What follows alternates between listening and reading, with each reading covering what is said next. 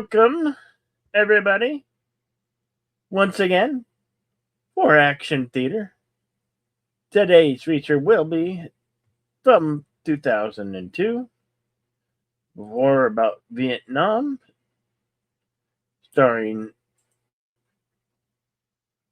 Mel Gibson, directed by the same director of Braveheart, Randall Wallace, also starring Madeline Stowe, Greg Kinnear, you know him, the man with the mustache and the voice, Sam Elliott, Chris Klein, Kerry Russell, and he was our favorite sniper in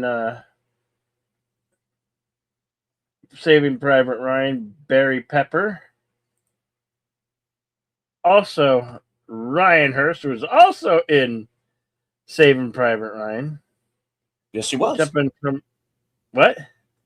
Yeah, Ryan Hurst. I was agreeing. Yes, he is in Saving Private Ryan. Correct. Yeah. Robert Bengel, Mark Lucas, John Hamm, Clark Gregg, Joseph Garcia, Josh Doherty,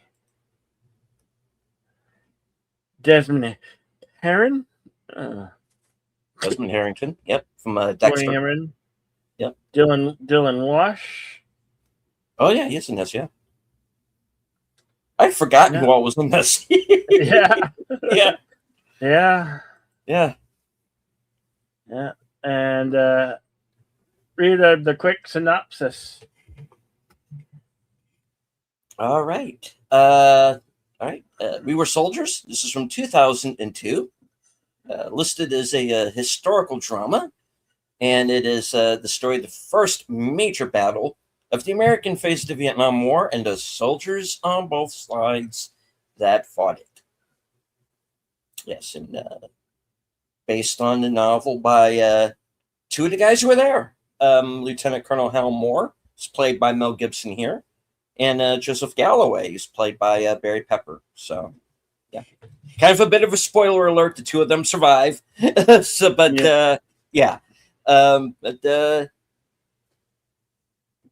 very good film. And when I saw this with my dad, he said that he felt it was one of the most realistic Vietnam films he'd seen. And he didn't throw that around lightly. So. Now, there's quite a bit of world or Vietnam War films. Of course, Robin Williams. You know Robin Williams. He did the Good Morning Vietnam. And many others. And hello to Mama Pray 5. You can't stay, but wanted to give a like and say hi. Hello, Mama Pray. Thank you for dropping in. My co-host on the Mystery Movie Night podcast, Enigma Severus. I do want to really quickly break down for everybody what exactly it is that goes on during a watch party. Now, in the United States, there are copyright guidelines that we have to follow. So we can't air the film live as much as we would very much like to.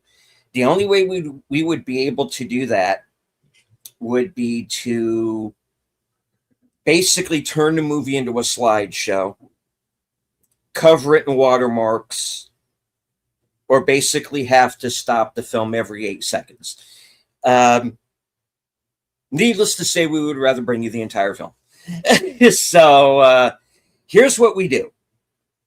And what most people do on watch parties is we are going to drop a link to the Cosme app where you can follow along with us live and watch the movie along with us. If you are not watching us live, you can follow along with your own copy. The movie is available on physical media. There is a 4K that I think is already out or very soon will be. So it's out there. It's on DVD. It's on Blu-ray. It goes back far enough. There might even be a VHS. Who knows? Um, but it's out there in physical media.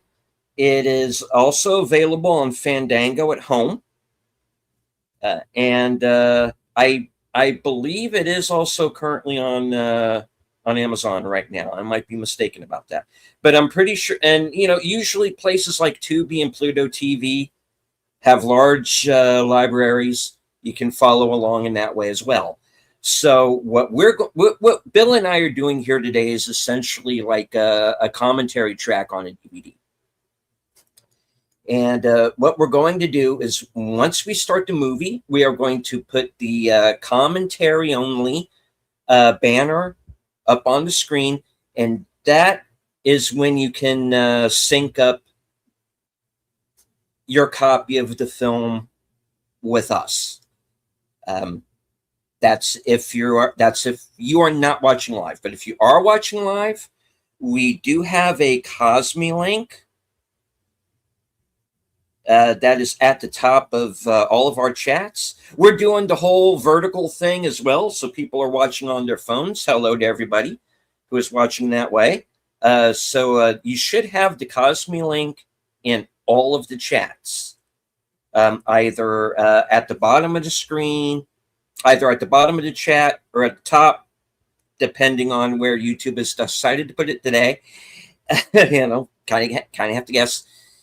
So you can follow along with this live and watch the movie along with us. Okay, here we go. We're gonna give it a countdown of 5 seconds. And here we go. 5, 4, 3, 2, and go.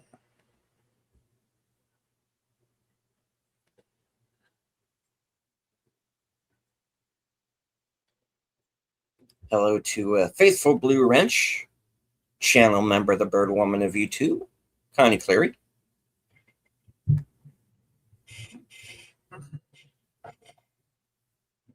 And Enigma is perfectly right. Yeah, just follow along with us on Cosme and hang out. Watch a movie in the privacy of your own home. Grab a snack. Sit, take a chill. And let me know if there's any problems in the screening room, and we'll fix it. We might have to adjust. Sometimes as we sometimes do. Have the Icon Productions logo, which is Mel Gibson's production company, and Barry Peppers as Joseph Galloway narrating the film.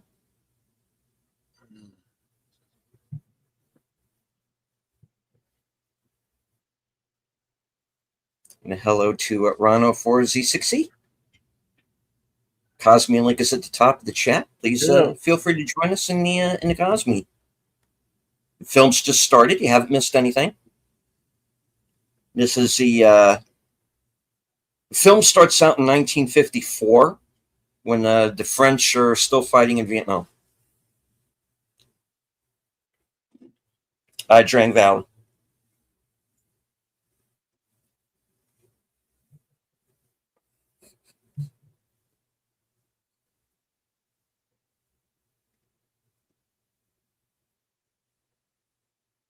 And hello to Connie Clary, the Bird Woman on YouTube. Always good to see you. Whoa, we started out. Yeah. French. Oh my gosh, that was pretty brutal. Right through the neck as he blowing the bugle. Yeah, this movie is yeah, it's intense. Doesn't pull any punches.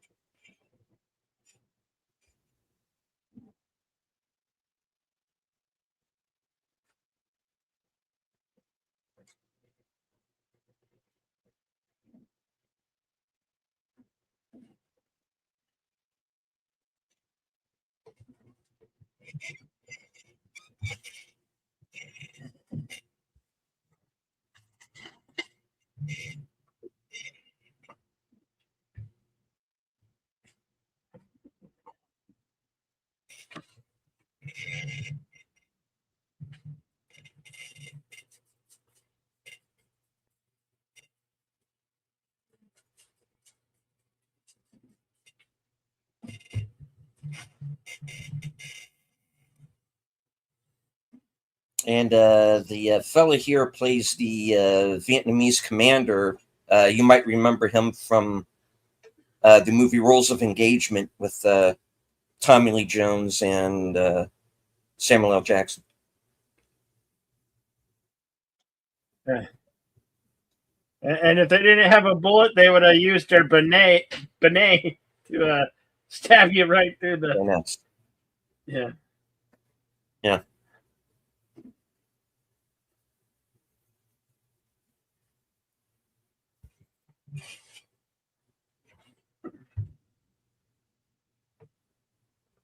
And I do very highly recommend that you go out and find a book and read it, because it doesn't just cover this battle. It covers several others as well. And also, if you can find it, pick up the soundtrack album as well. Fort Benning, Georgia, 1964. Yep.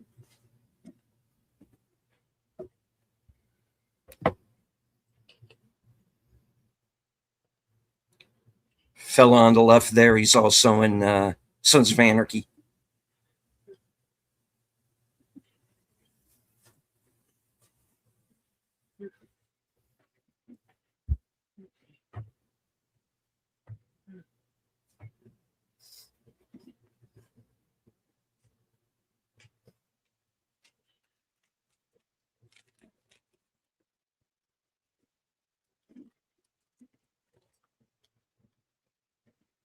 And a couple of the kids here went on to be in other things as well. Taylor Momsen's probably the most recognizable.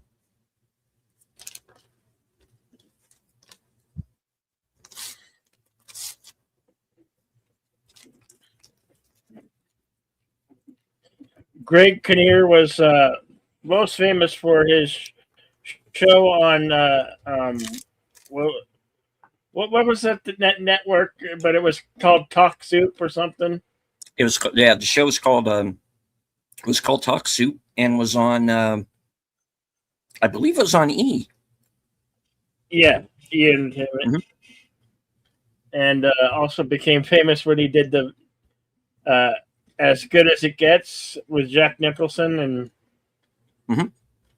what I can't think of the blonde. What's the blonde's name from that show? Helen Hunt. Yeah, Helen. Helen Hunt. Yeah.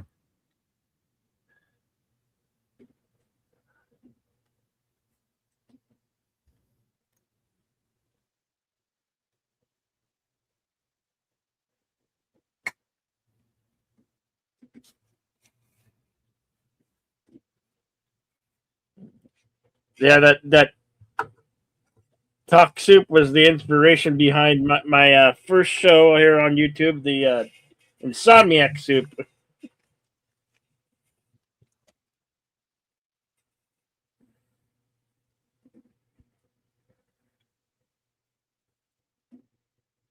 Written for screen and directed by Randall Wallace.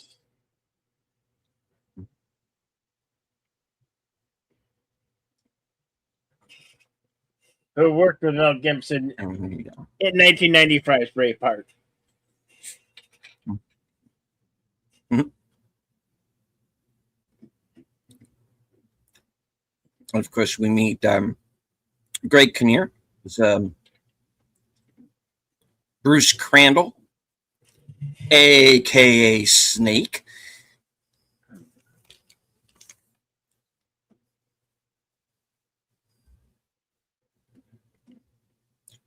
He plays an airborne helicopter pilot. He is a tall guy. I'm too tall. Hey, he must be what, 6'8" or Oh, something. easy. Tall Yeah. guy.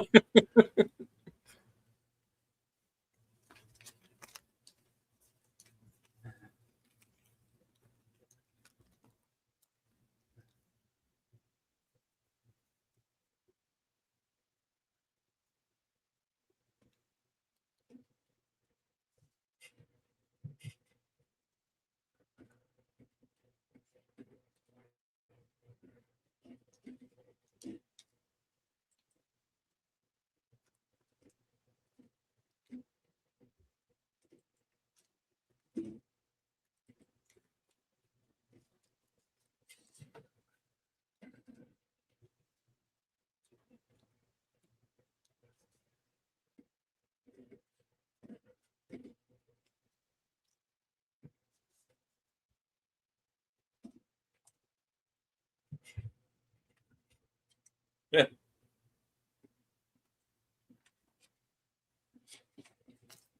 Nope.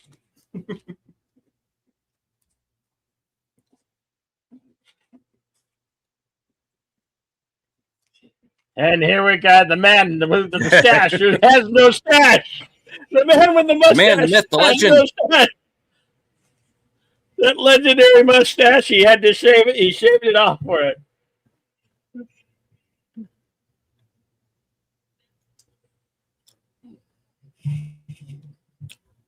Sam Elliott is Sergeant Major Basil Plumley. Was a rather formidable guy, from what I understand. Most people were rather scared of him. I think Sam Elliott may or not have been paid extra to shave his mustache off for this film, and his I wife think he didn't was. Yeah. like it, and the wife didn't like it. You know. As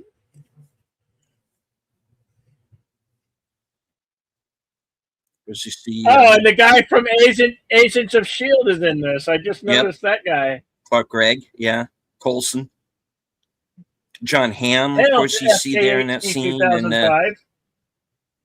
hey Tim,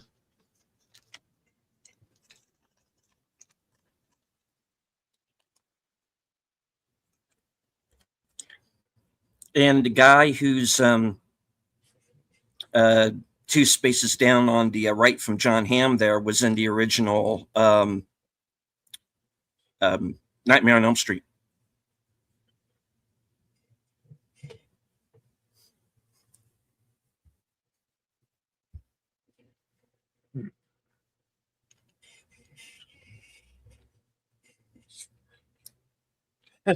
This may be the only film you see Sam Elliott without the mustache.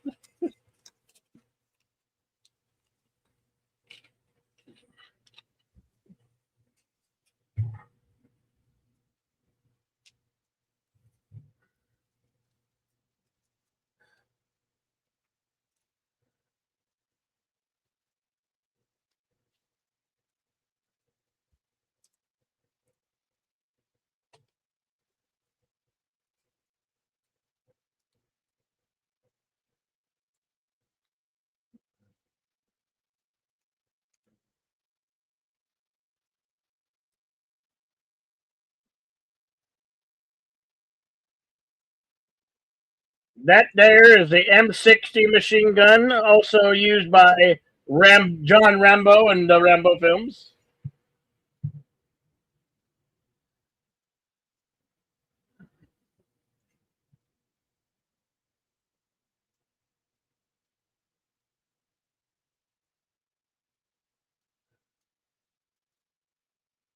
He ain't being shot at.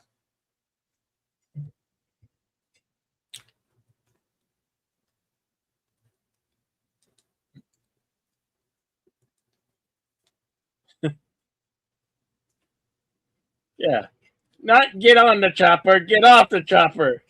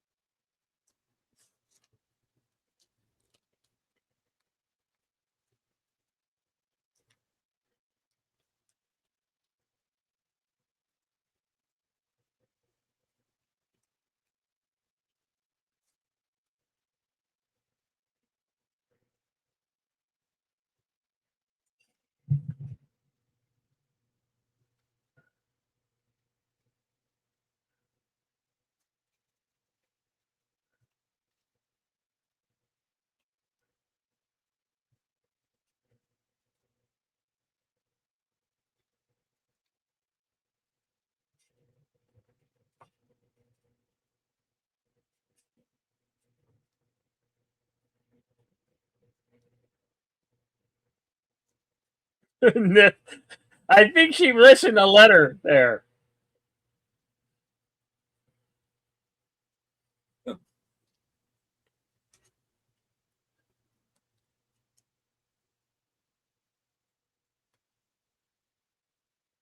She said Methodist instead of Methodist. Yeah, but that,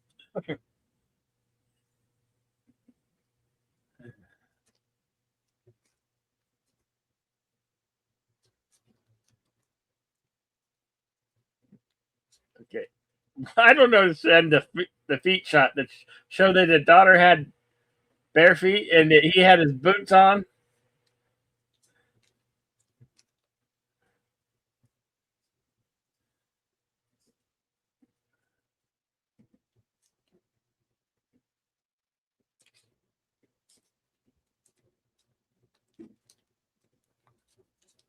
I think in real life Mel Gibson has like 7 children.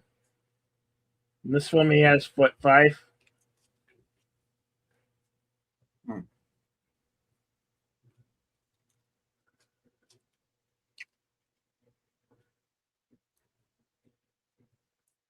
yeah, he's got a bunch of kids.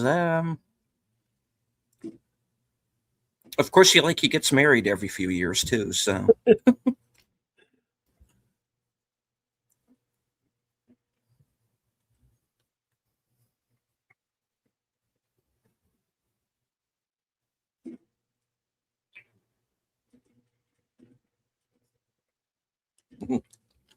Ryan Hirsch they got a without 50-50 shot at facial hair. this. Ryan Hirsch without facial hair looks different. Yeah. He did roles in Son of Anarchy and The Walking Dead where he was both covered in facial hair and beards and hair extensions.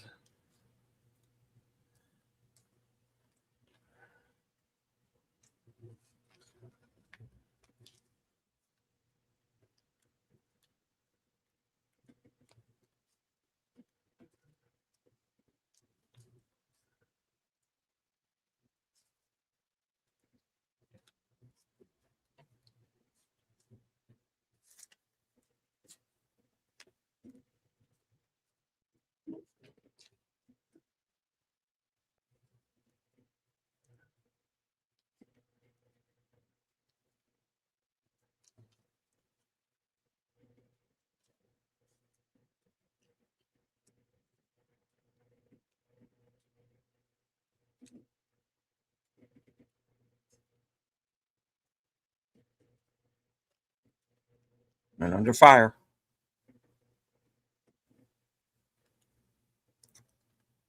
Well, were.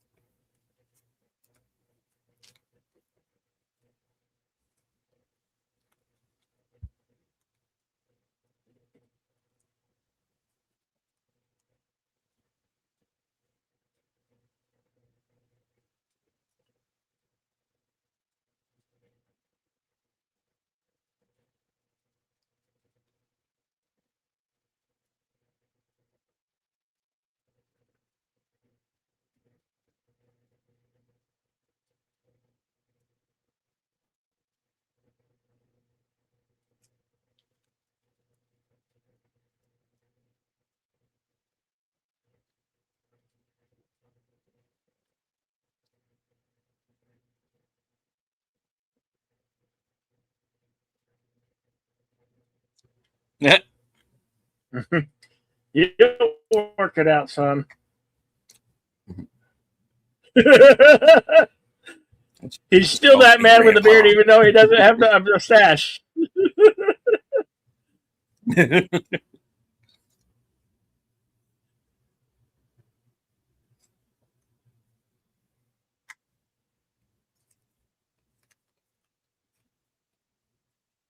Exactly, Tim. Nobody wants to hear that sound of the warfare going on.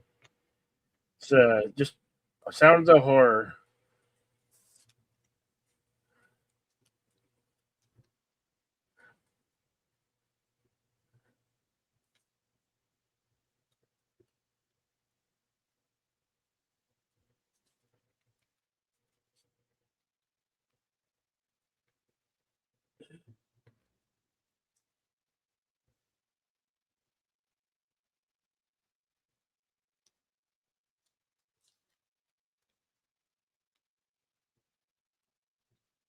They're getting blisters on their feet. That really happens when hiking multiple distances.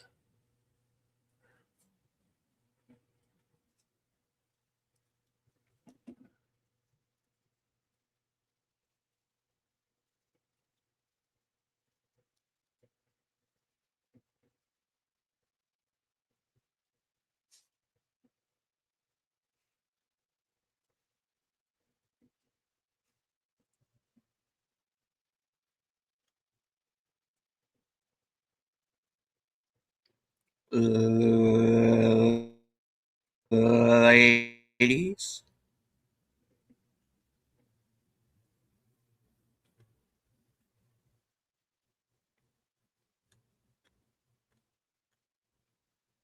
Carrie Russell playing a pregnant woman. Hmm?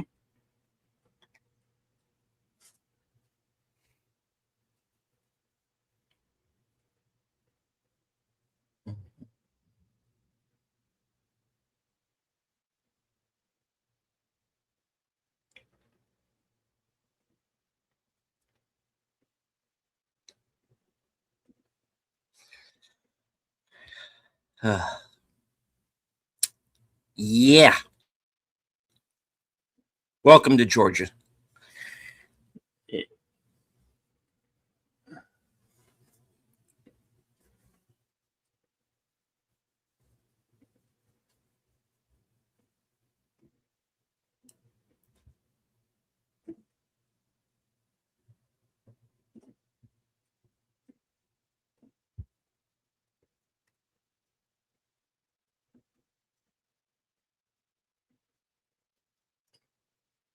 Yeah, that's true. The real Bruce Crandall is still with us, 93 years old right now. Yeah.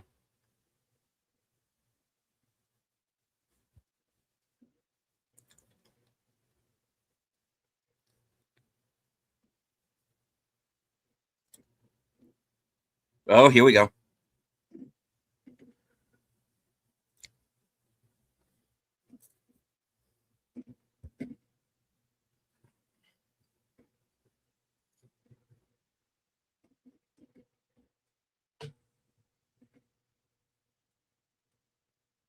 Which one's yours? All of them. Okay.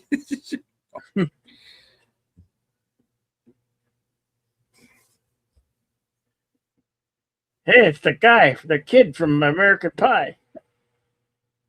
Yep. A couple of years prior.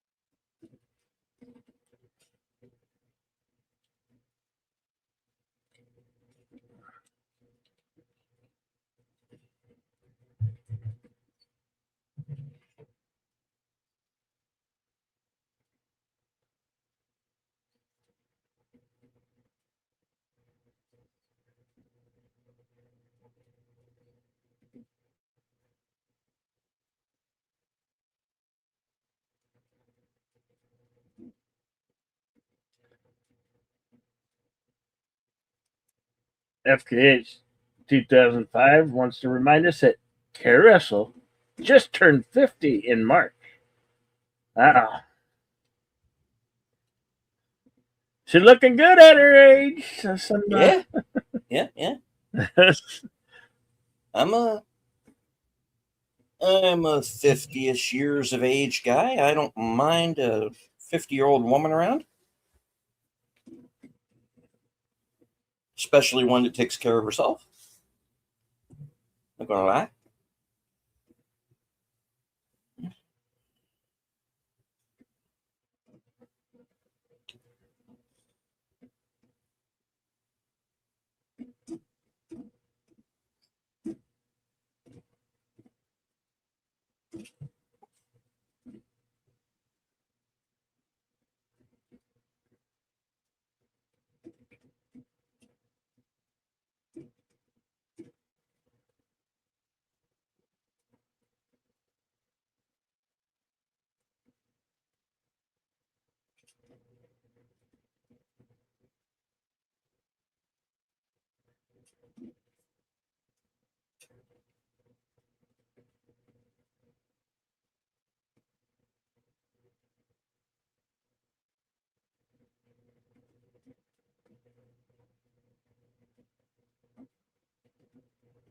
I like that.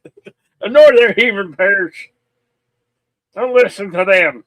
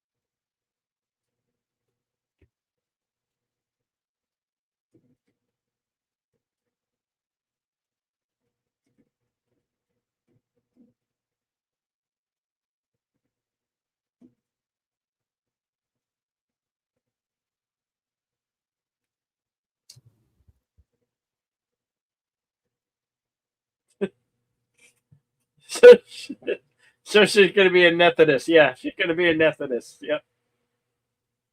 Yeah, you're going to need Methodist.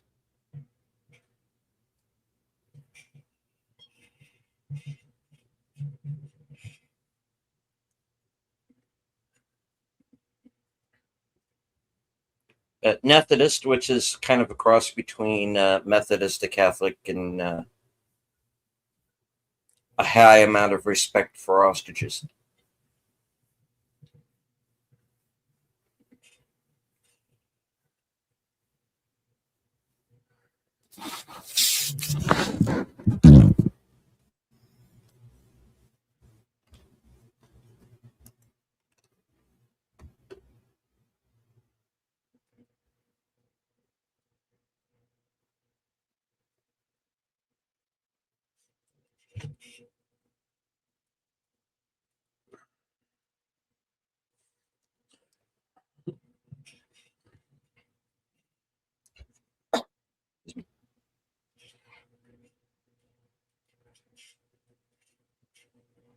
Tim in the chat is saying his second cousin, his dad's cousin, who, by the way, he's never met, was a dust-off pilot in Nam.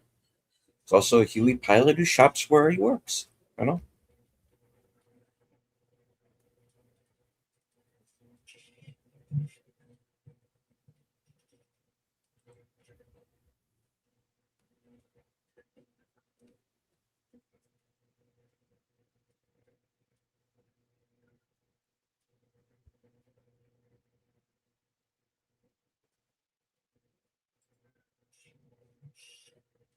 Timestamp is 2740.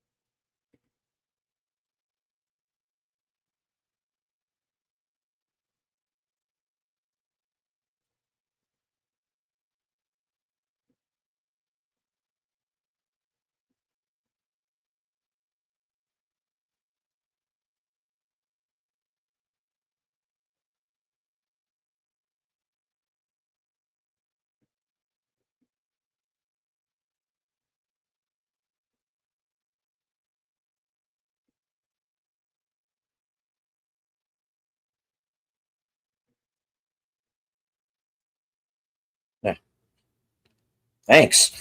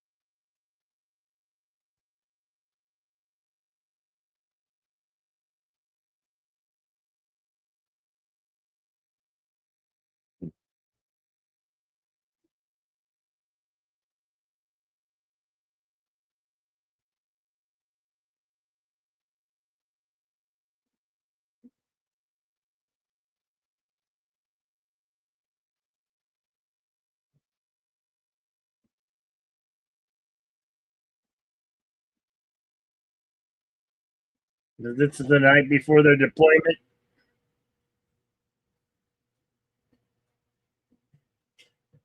Yeah. Training's done. Now,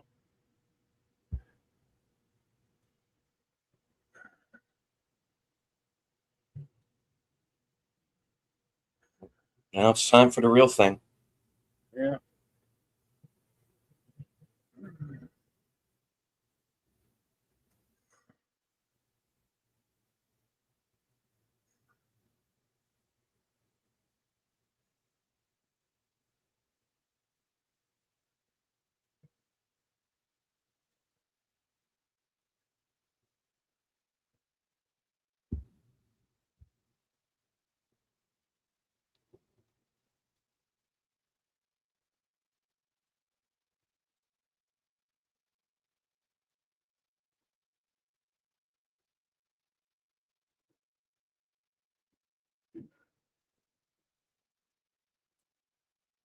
Central Highlands, South Vietnam, 1965.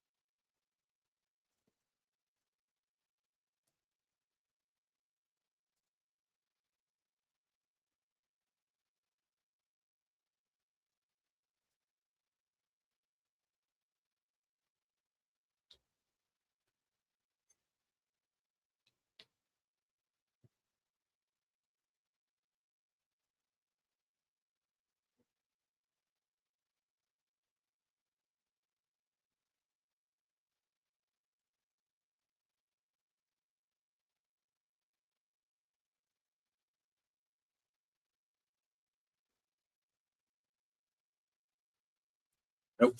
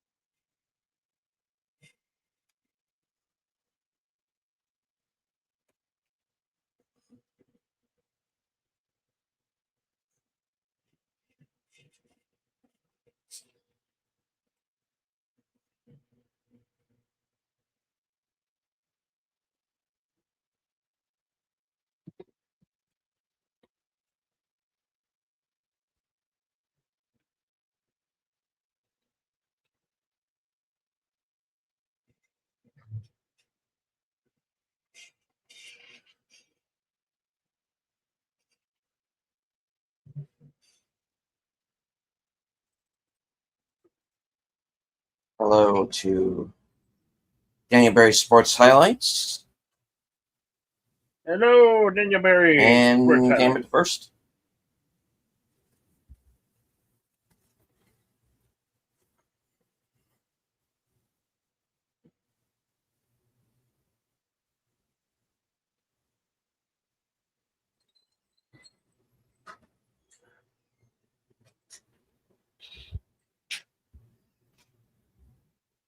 Timestamp 45:47.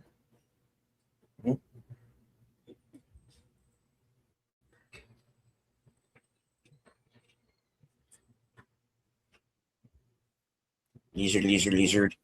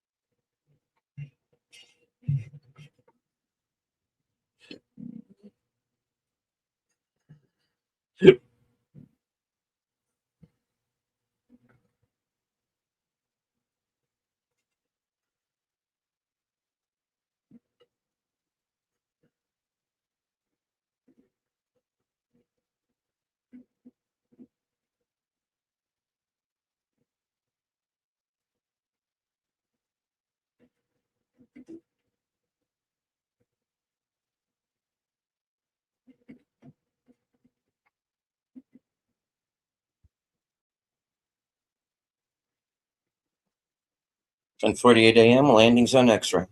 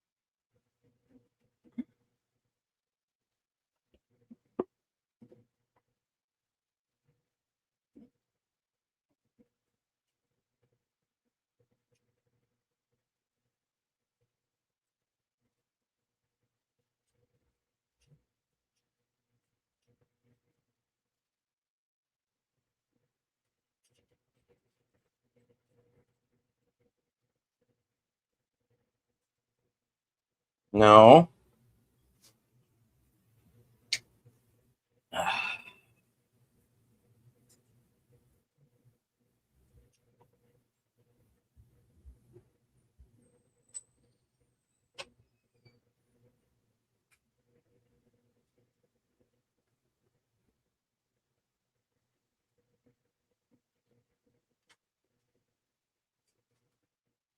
Yep. Just a really short guy.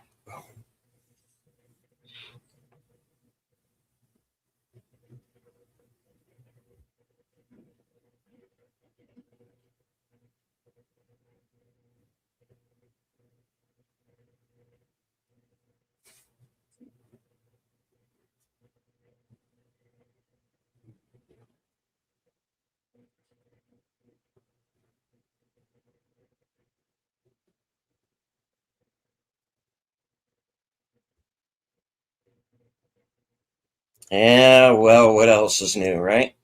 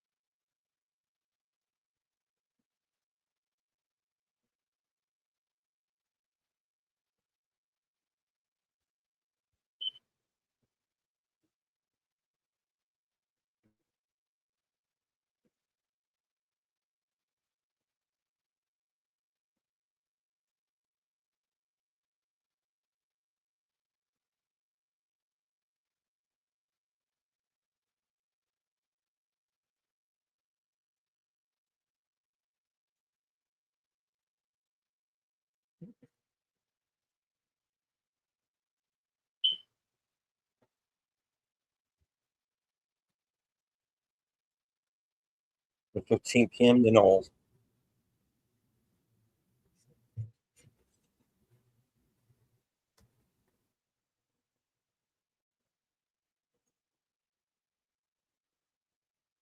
Well, watch that sniper fire.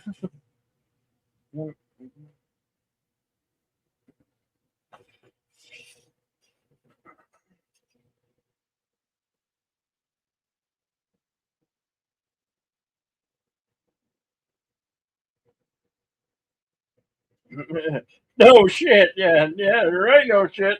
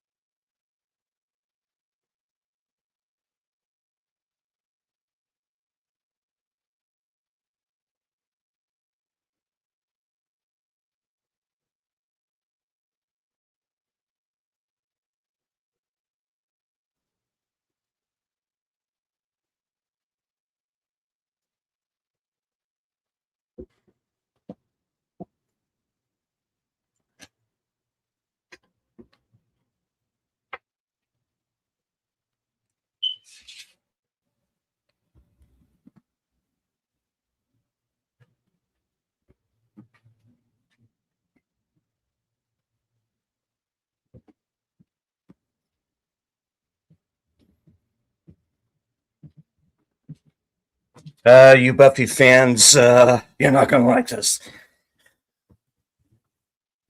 Oh, Oh, yeah. Hang on. I don't know what happened uh there. We'll get it back. We'll get it back.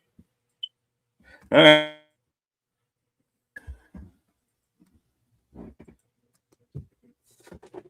This happens sometimes, folks. We're sorry for that. Yep, yep.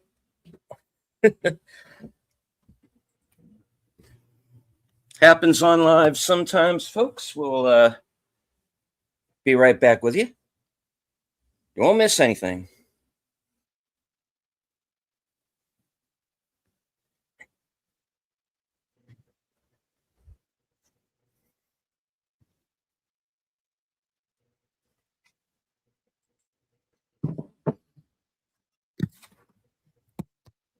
Okay, we should be back now at 52:31.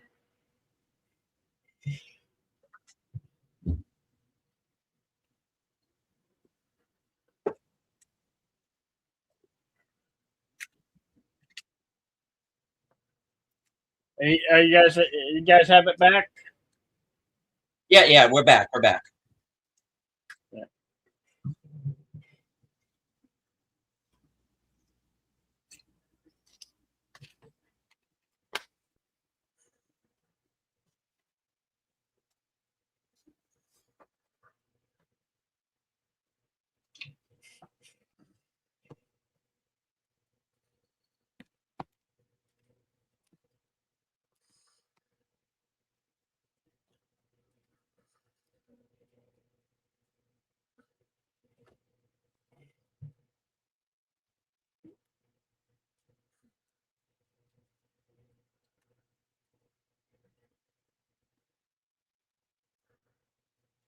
Is that was They're already gone. th- yeah, those were Lieutenant Herrick's last words in real life.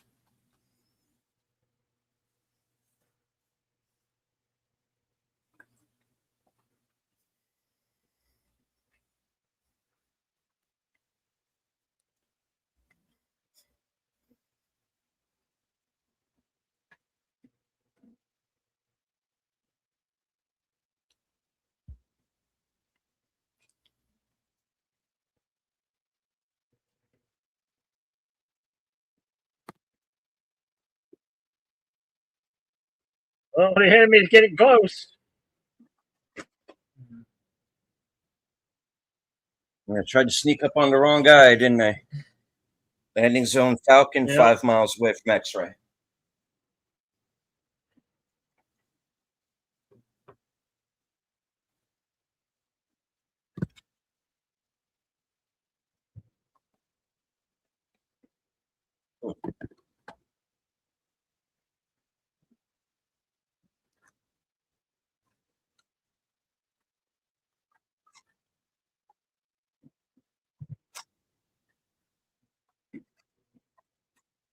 Now, this, unlike most of things, they have the artillery is the actual army artillery, not from aided from the Air Force.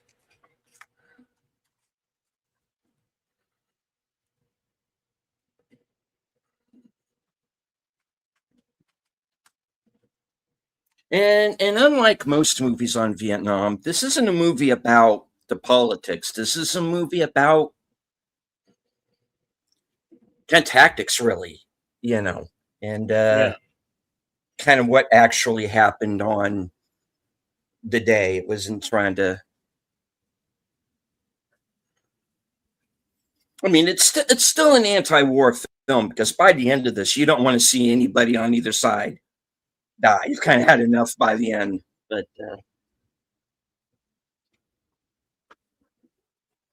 most movies about Vietnam kind of denigrate the troops. This one doesn't.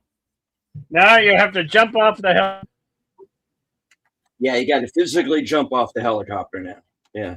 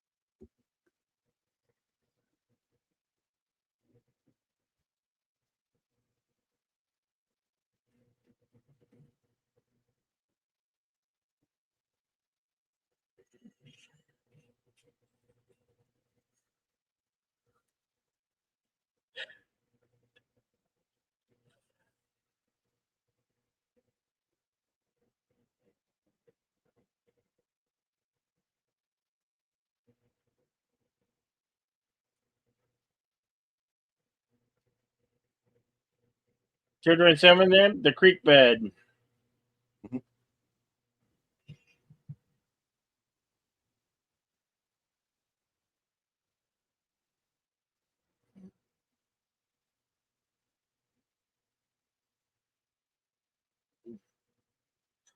this one goes through some pains to oh, goes through some pains to show you kind of where everybody is in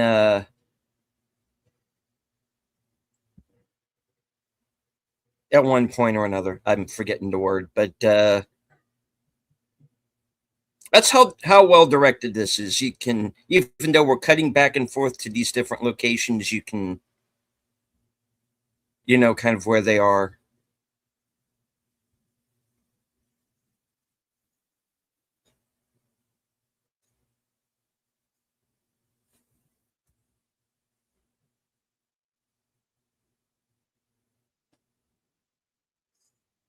Bomb.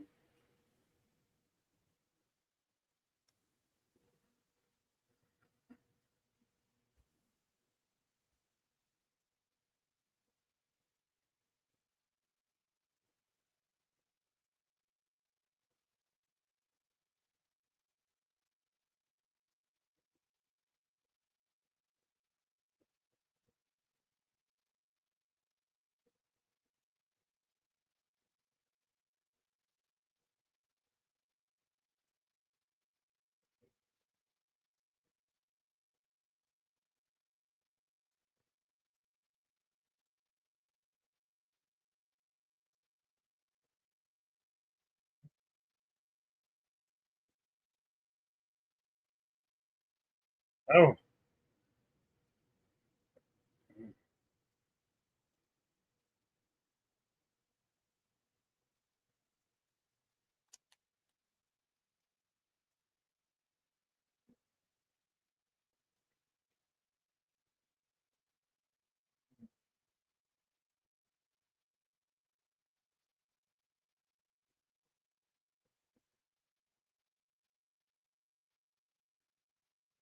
That one was basically a dead stick when they crashed.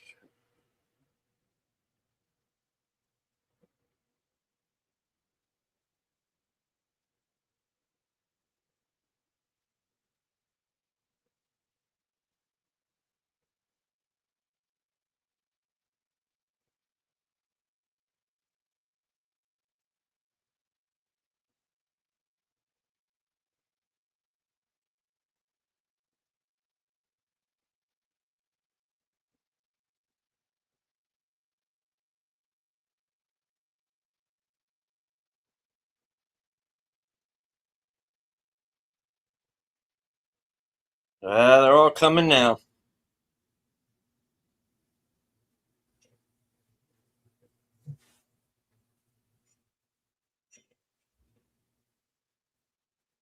U.S. Intelligence Headquarters, Saigon. Yeah. And the guy on the left there, you fans of the original Equalizer series might recognize Keith Sarabika, who was Kosmeyer.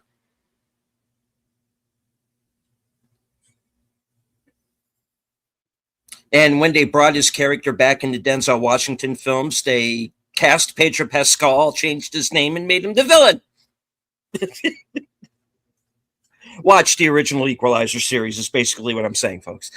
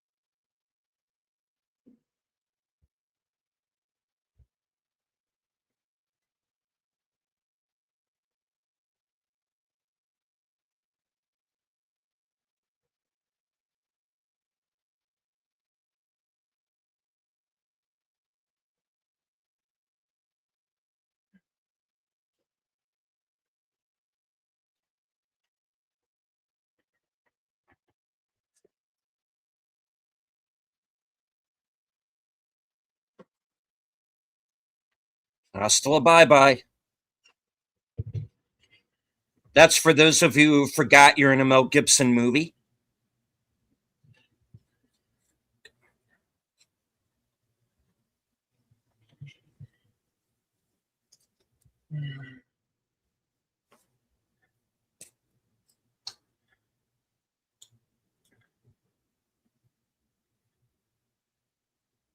Oh, no. He's gone again.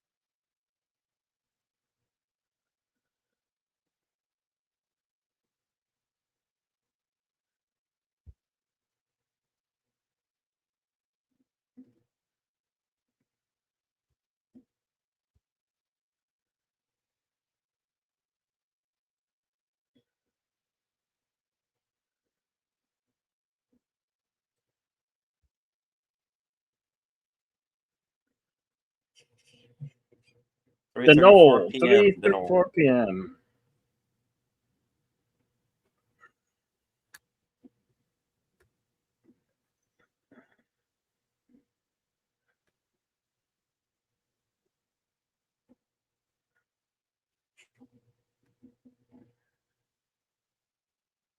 Ugh. White phosphorus. Nasty shit.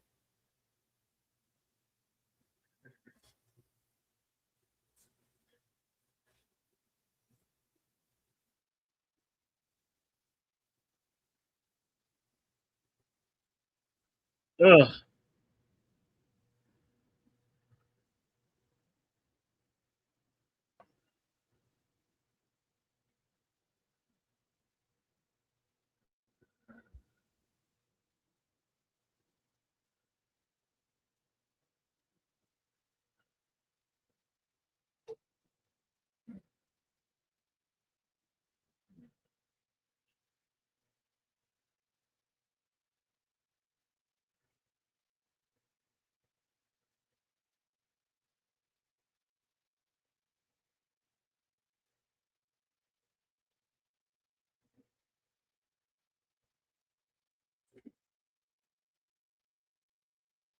That was Ryan Hurst's character, right?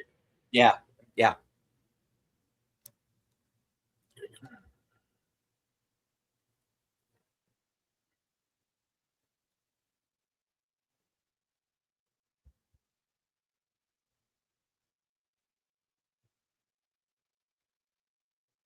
This is uh, this is Gagan's platoon moving in.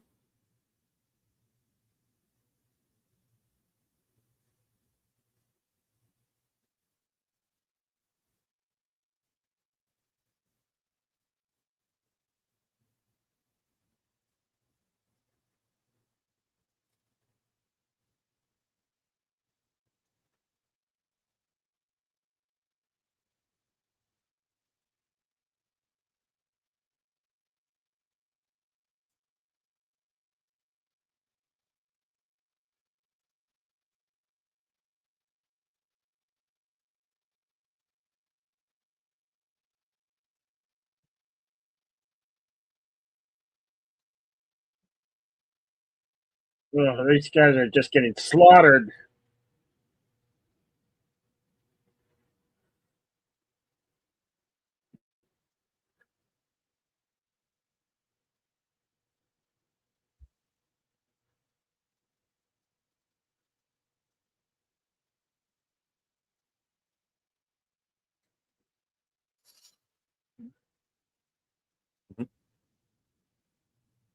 This is where we're seeing Barry Pepper for the first time. Joe Galloway.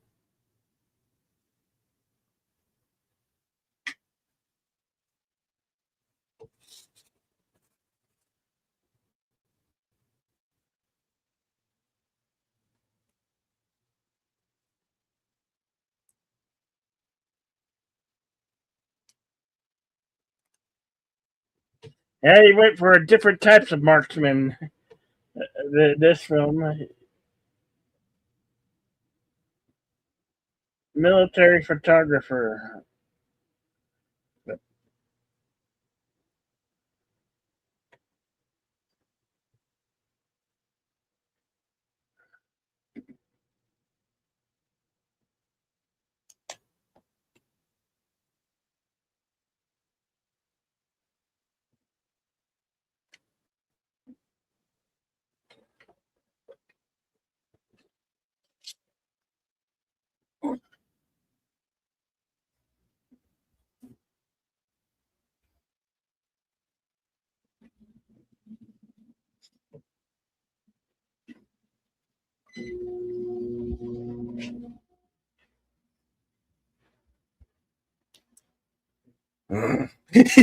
So, the reporter's out here, son.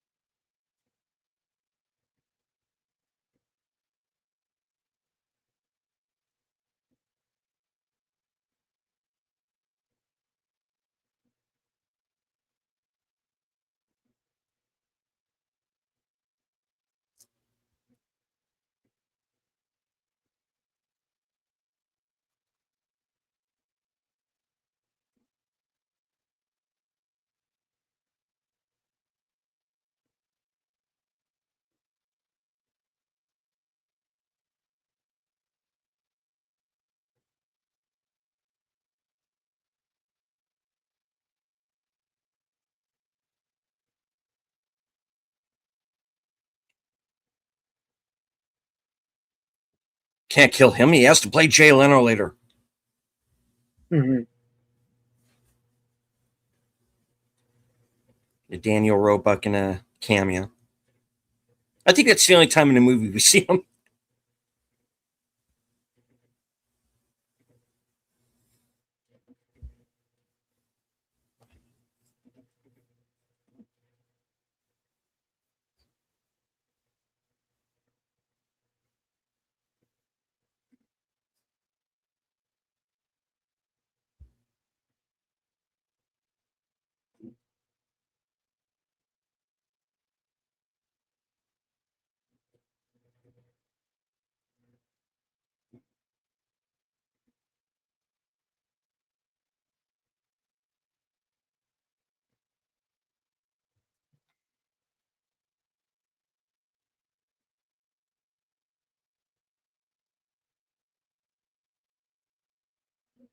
Hello.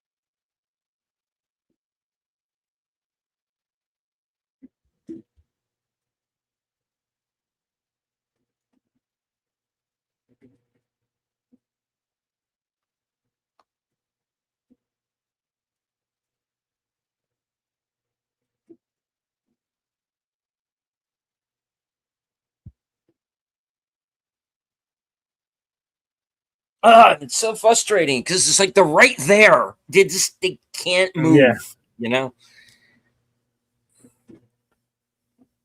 the Ridge, 2:23 a.m.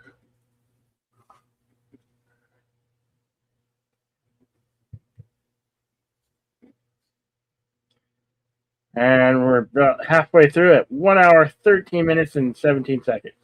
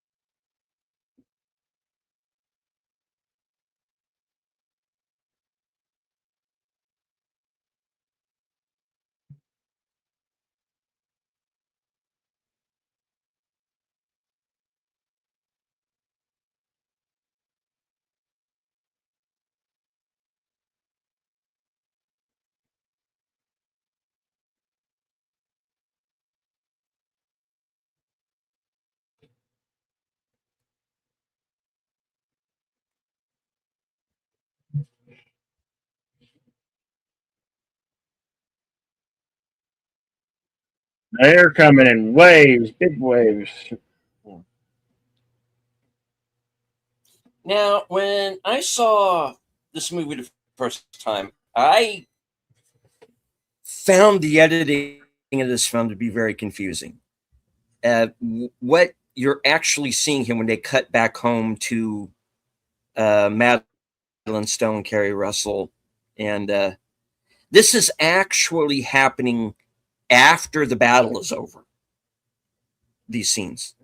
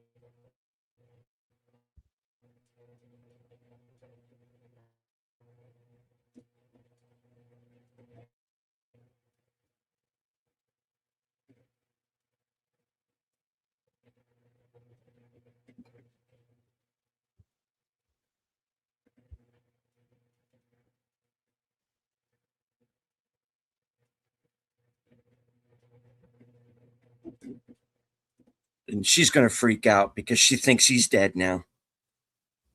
And I asked my dad about this, and said, did they really got like random cab drivers to like deliver these telegrams? And like in the early part of the war, yeah, this happened.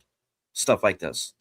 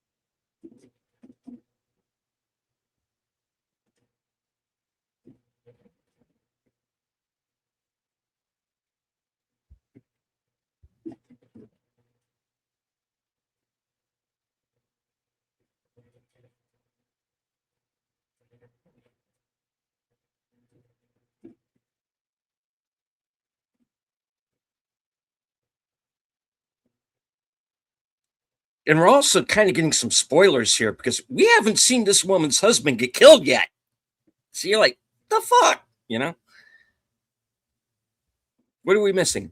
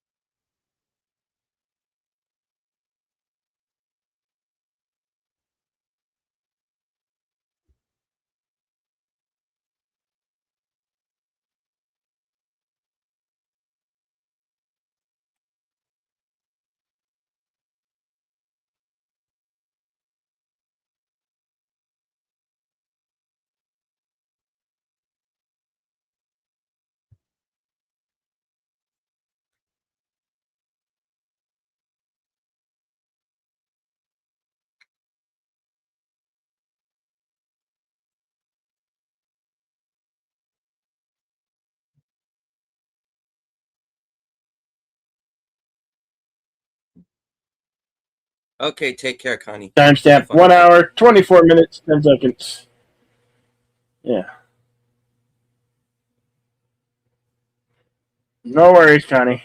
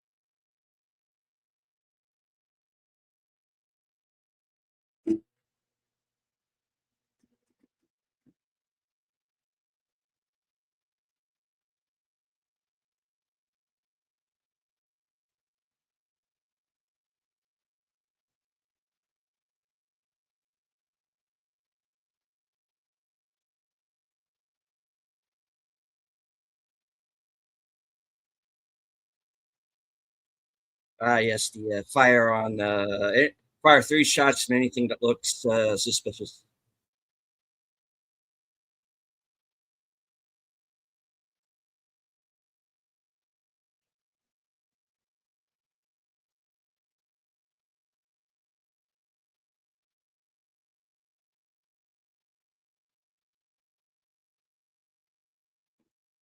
This is, of course, leading up to the now infamous broken arrow sequence.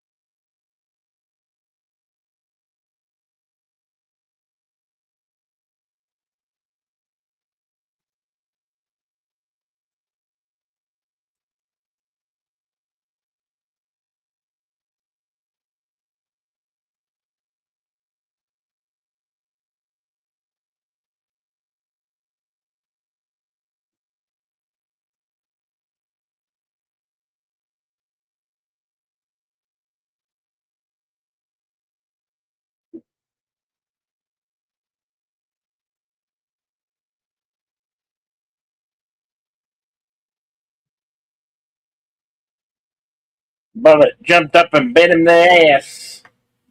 Oh, ooh, that's brutal.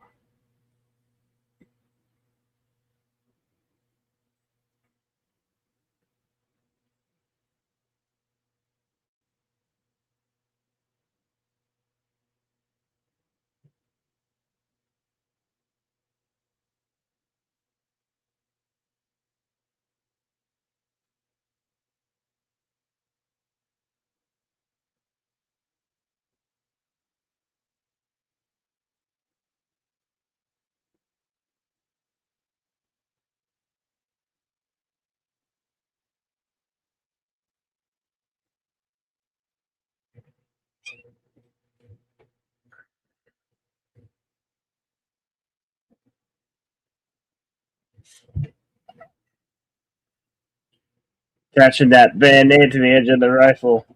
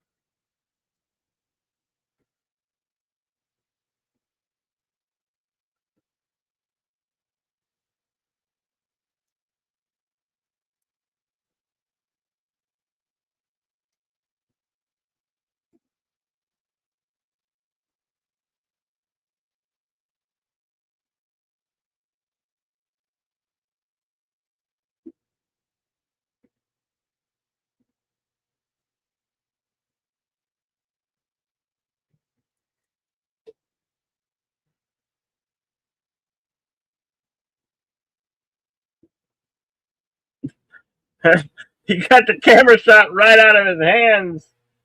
Jesus. Pictures lying down there, Sonny.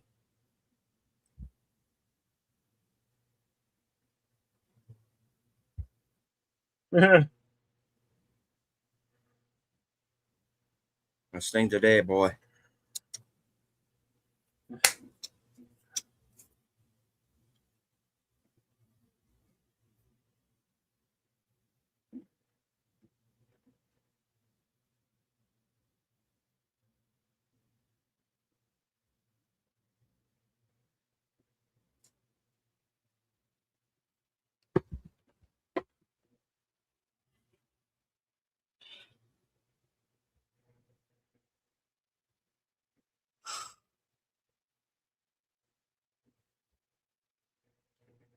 Whatever works, right?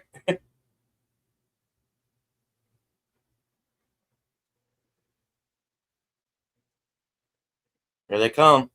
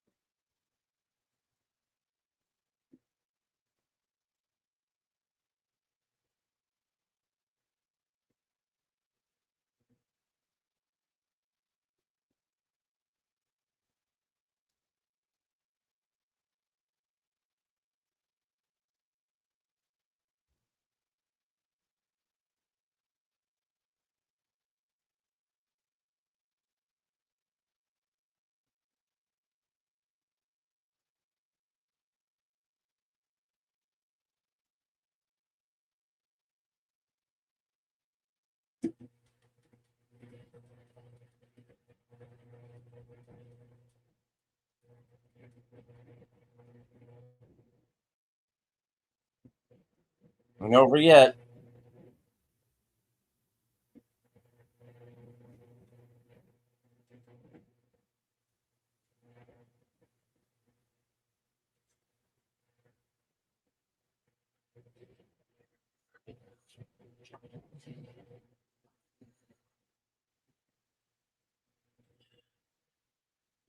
Timestamp 1 hour 35 minutes.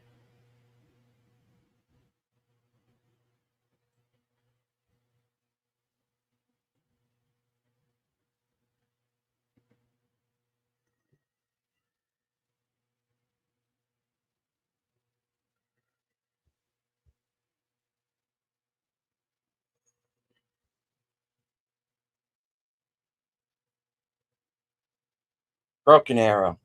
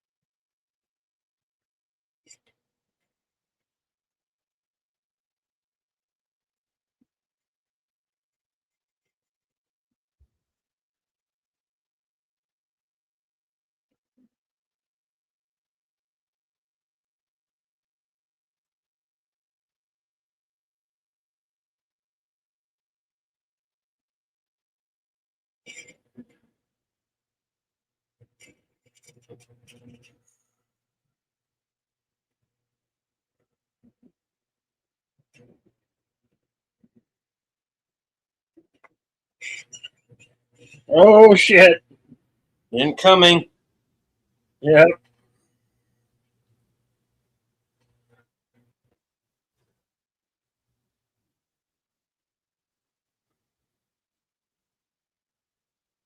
I might have gotten friendly fire in that one. Just a little bit.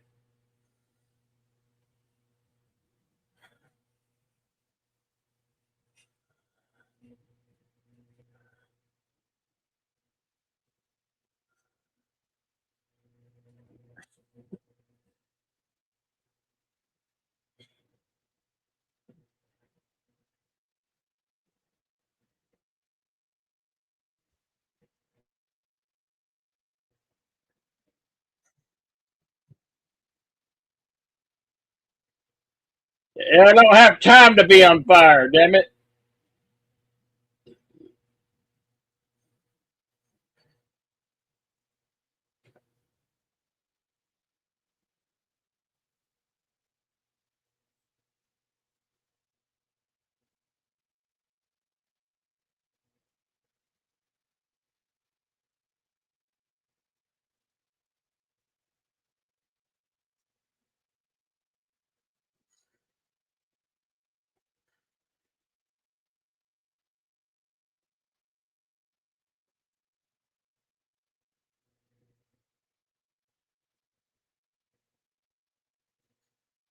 You don't want to do that.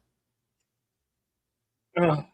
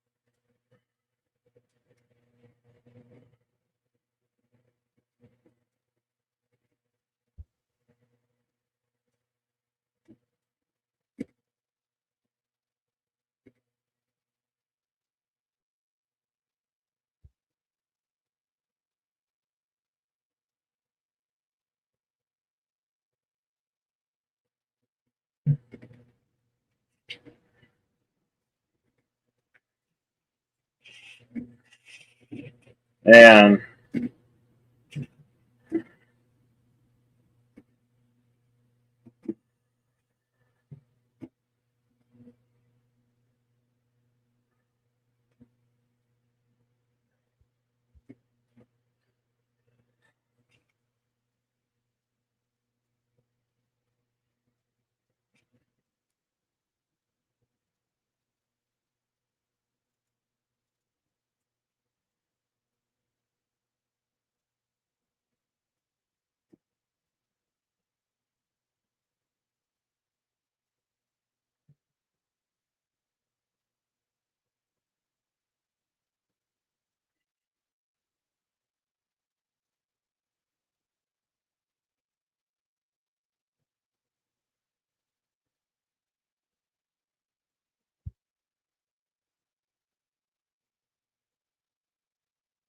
threw down the weapon and picked up a camera.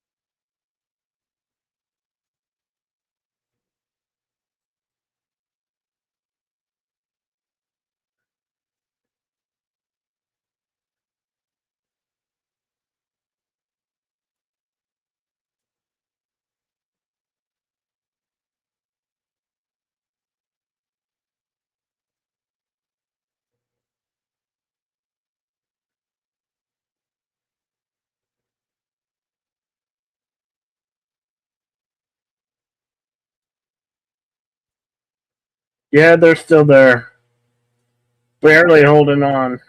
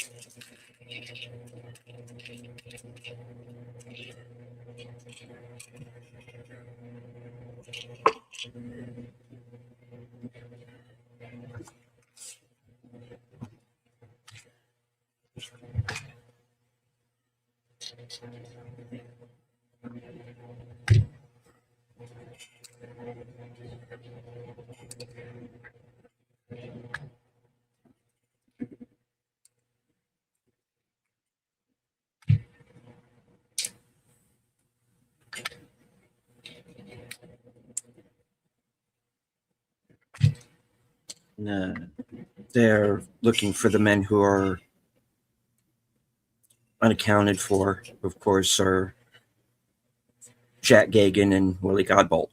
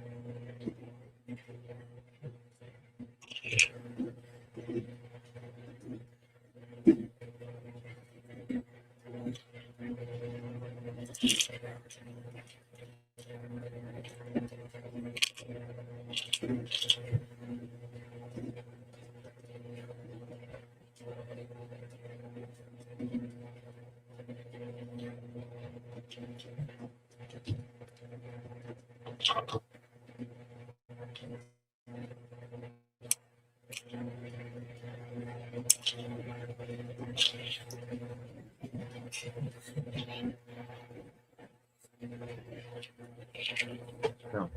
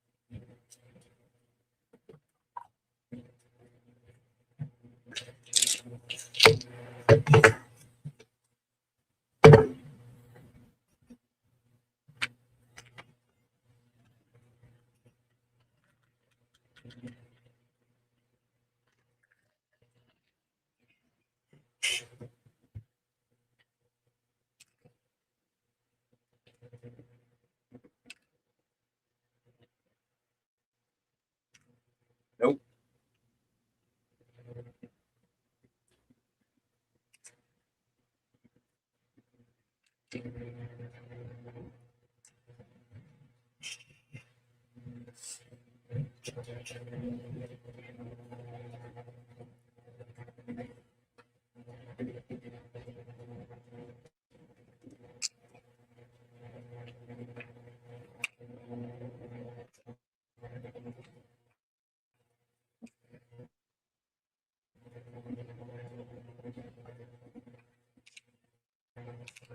Luckily, your team is filled with you pissed off the wrong guys. Yeah. Also, I'm pretty sure this movie doesn't end until John Hamm runs out of cigarettes.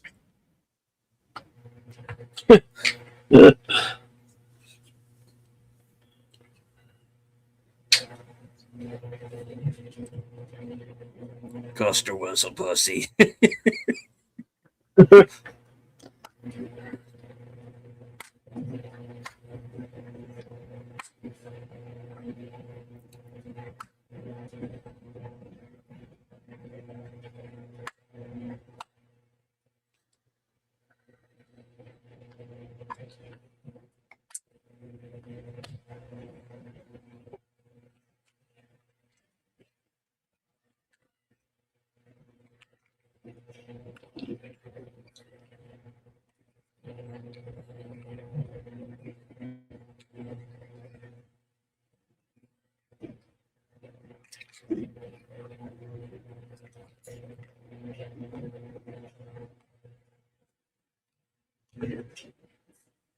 Daniel-san.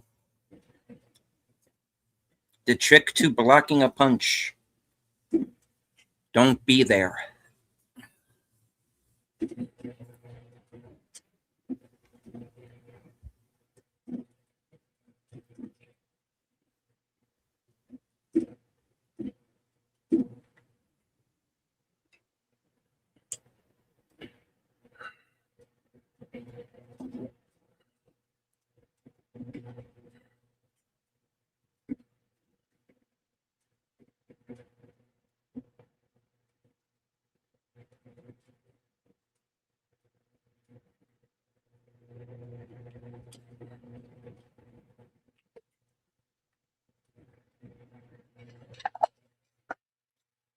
(5:57 a.m.) the third day.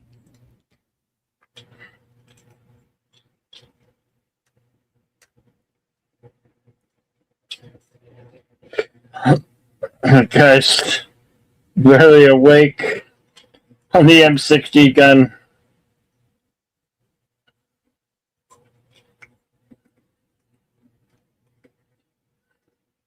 Bayonets.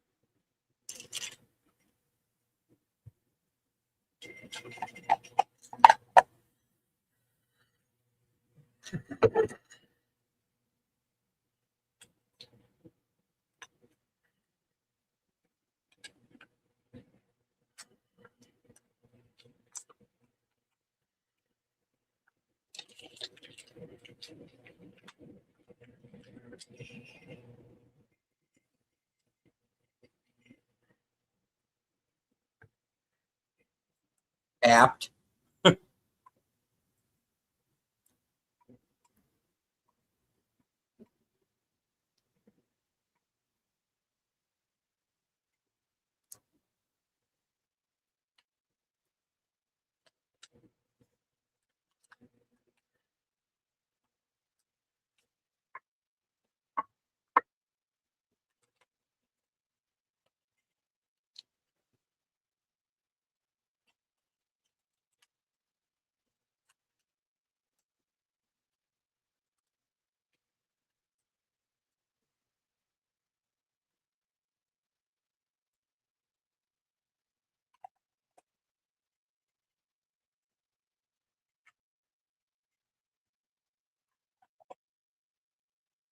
Toodles.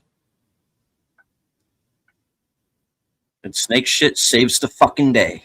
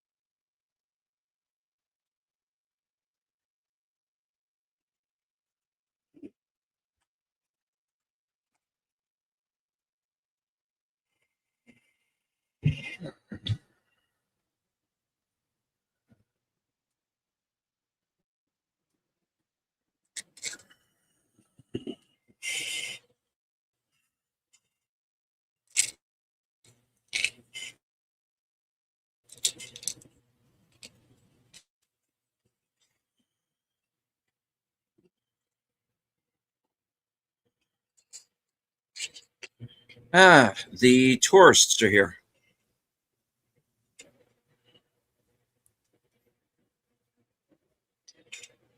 That's just the American fake media. Hmm. Some fake media. Yeah, and trust me, they were fake as shit then.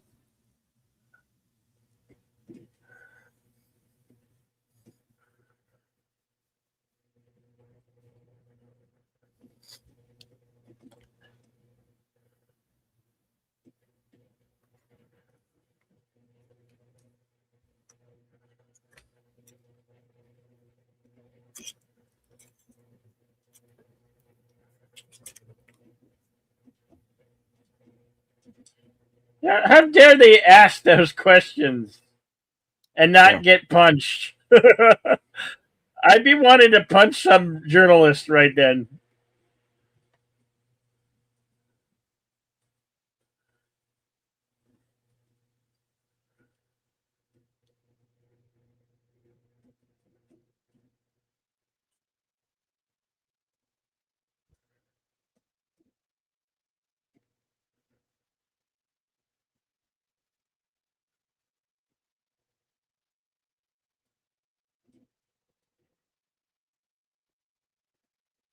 And here's kind of the chief problem, which is they just went through that whole 3 day straight battle.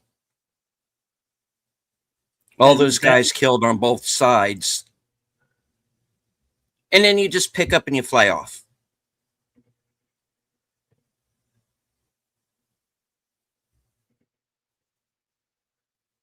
Not taking the land, not holding it.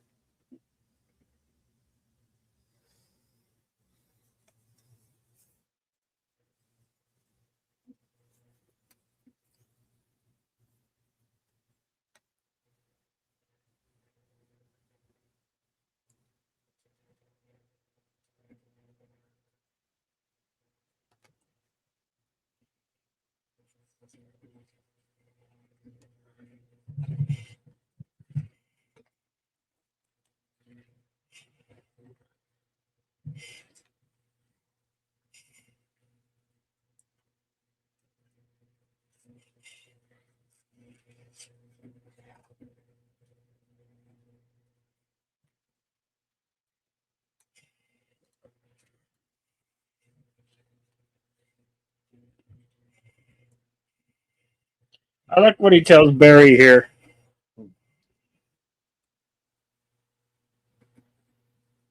Show him, Joe. Gotta show him, Joe.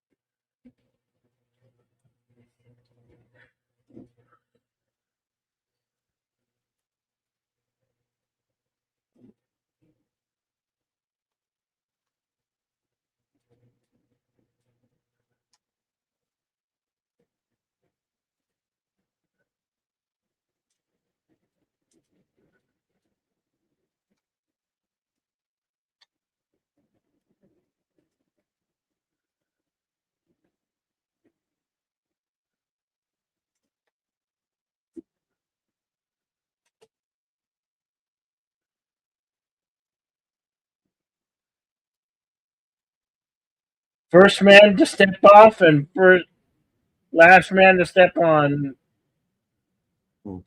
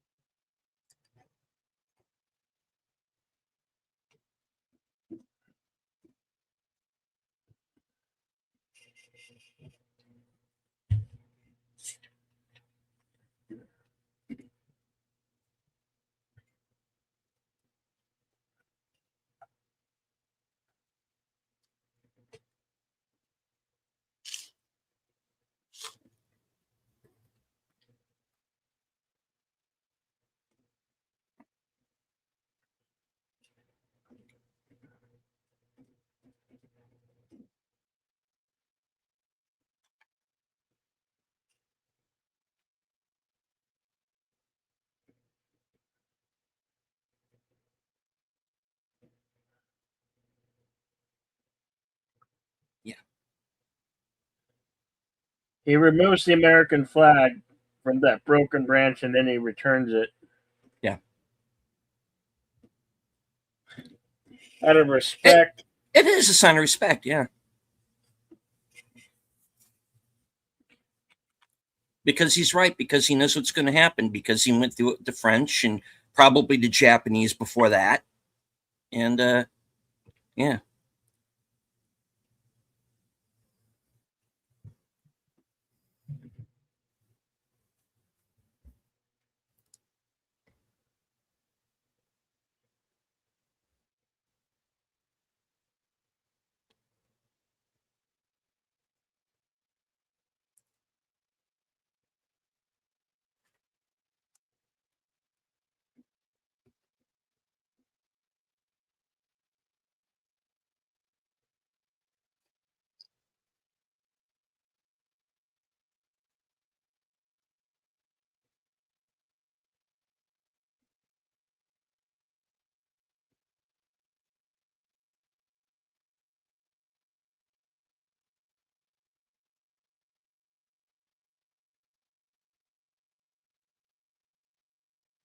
She thinks she's getting a telegram.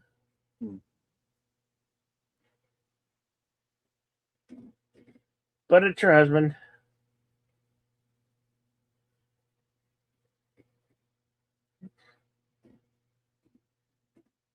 She braced for the worst news and then sees him to the best news.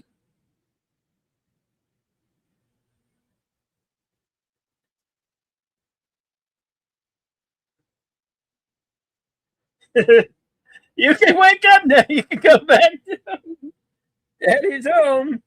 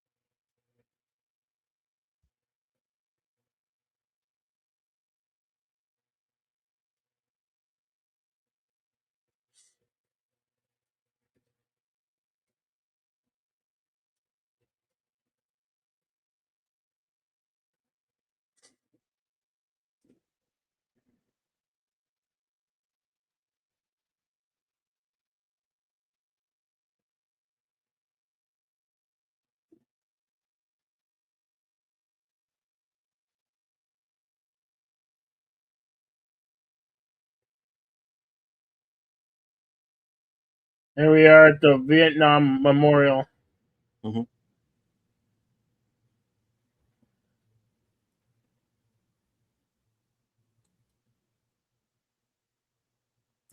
And I was in Washington, D.C. I've been there a few times, but I had an opportunity once to go to the wall, to the memorial, and I have stood where Mel is standing right now.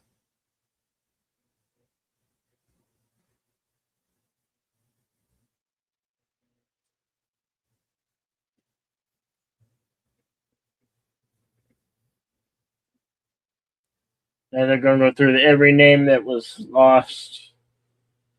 And that's what Memorial Day this Monday is for those who did not come back. For every uncle, for every husband, father who did not return from wartime or battle.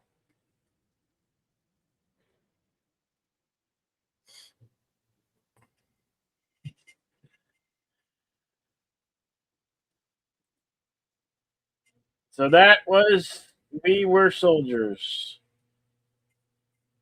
You shall, will you please consult the scrolls? All right. We Were Soldiers was released March 1st, 2002.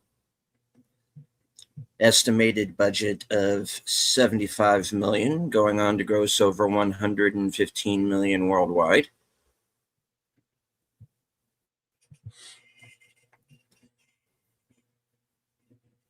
Was nominated for a Harry Award. Couldn't tell you what that is, but there you go. ASCAP Film and Television Music Awards. Top box office films to Nick Laney Smith. Motion Picture Sound Editors USA Golden Reel Award nomination. Best Sound Editing and Domestic Features, Sound Effects and Foley. Winning the Best Movie for Mature Audiences from the Movie Guide Awards.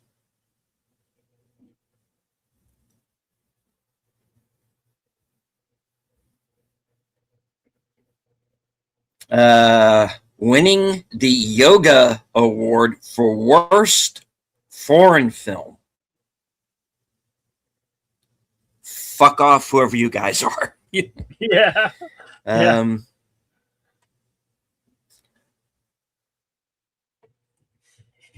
Nominated for 3 Taurus World Stunt Awards. And if there's any group that deserves an Oscar category,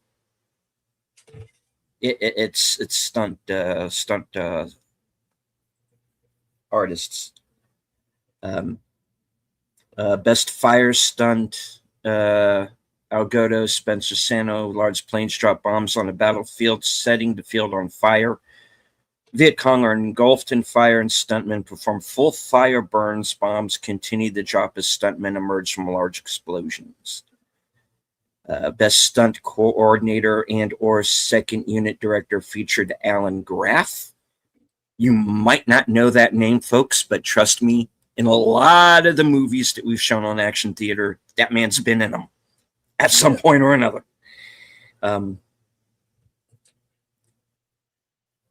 He goes way back. He was one of the Cajuns in Southern Comfort. That was the first time I remember seeing him.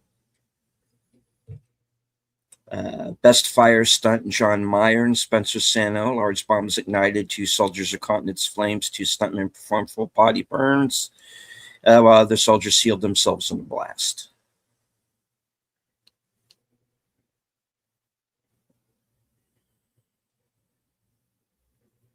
All right. Filming locations.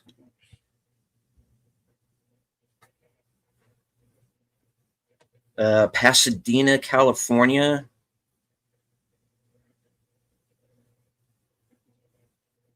Columbus, Georgia. Morro Bay, California. Castle Green Apartments, 99 South Raymond, Pasadena, California, where Lieutenant Colonel Moore is debriefed by General Westmoreland and Secretary of Defense Robert McNamara after the battle at X-Ray. And this is a deleted scene that you can find on the Blu-ray.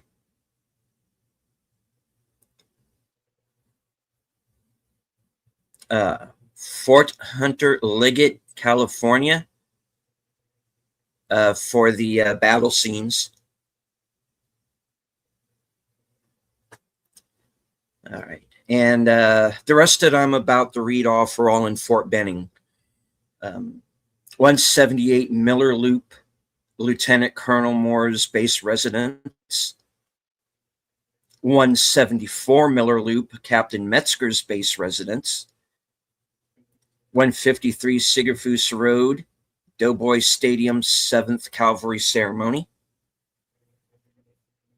New Soldier Plaza, Wold Avenue, Sigerfoos Road. Sergeant Savage greets Sergeant Major Plumley here on 2 occasions. Riverside Commandment's Home, 102 Vibert Avenue, celebration dance for the 7th Cavalry before deployment. 91 Miller Loop, Lieutenant Gagan's based reference.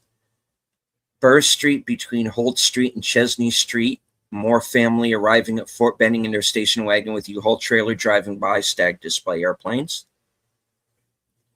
Lawson Army Airfield Hangar Number 2, Bradshaw Road, Crandall and the 11th Air Assault Helicopter Battalion playing baseball on the tarmac. Lawson Army Airfield Hangar Number 2, Bradshaw Road. Lieutenant Colonel Moore, Sergeant Major Plumley introduced themselves and welcomed their officers to the new cavalry hangar interior. The Infantry Chapel, Lauber Street and Sigerfoos Road. Catherine Metzger sings On a Solid Rock I Stand, also cameos by Hal Moore and Barbara Gagan with their respective families in a deleted scene.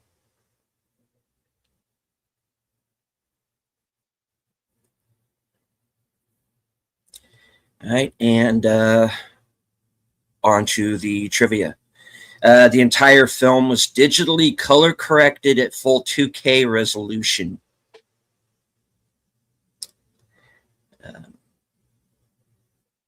Kenny Thomas, who acted as a military advisor, technical advisor, and an extra in this film, fought in Mogadishu with the 3rd Battalion, 75th Ranger Regiment in 1993, the battle depicted in Black Hawk Down.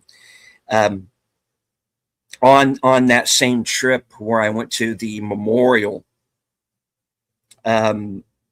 I actually saw Kenny Thomas in person. I didn't get to talk to him or meet him, but yeah, he went on to become a country singer after the Black Hawk Down incident and after he left the military. So I've heard him perform personally. 875,000 feet of film was shot, roughly 150 hours. It took the editing team 6 days, day and night, to watch it all.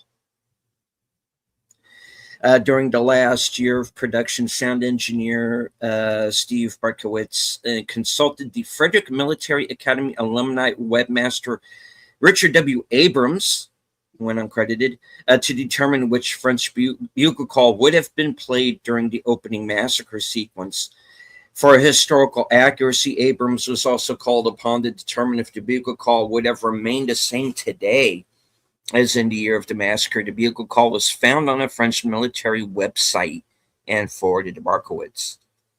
The French bugler shot in the beginning is portrayed by writer-director Randall Wallace's real-life son.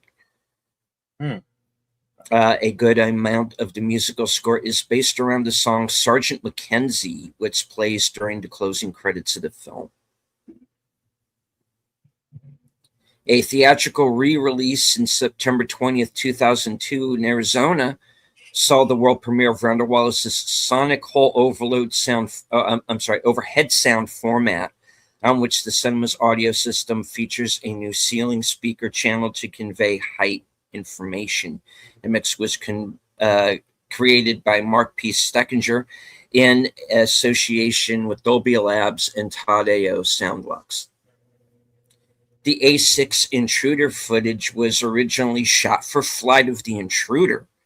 This was necessary because the A6 had been retired several years before this film was made, and so none were available to use in the movie.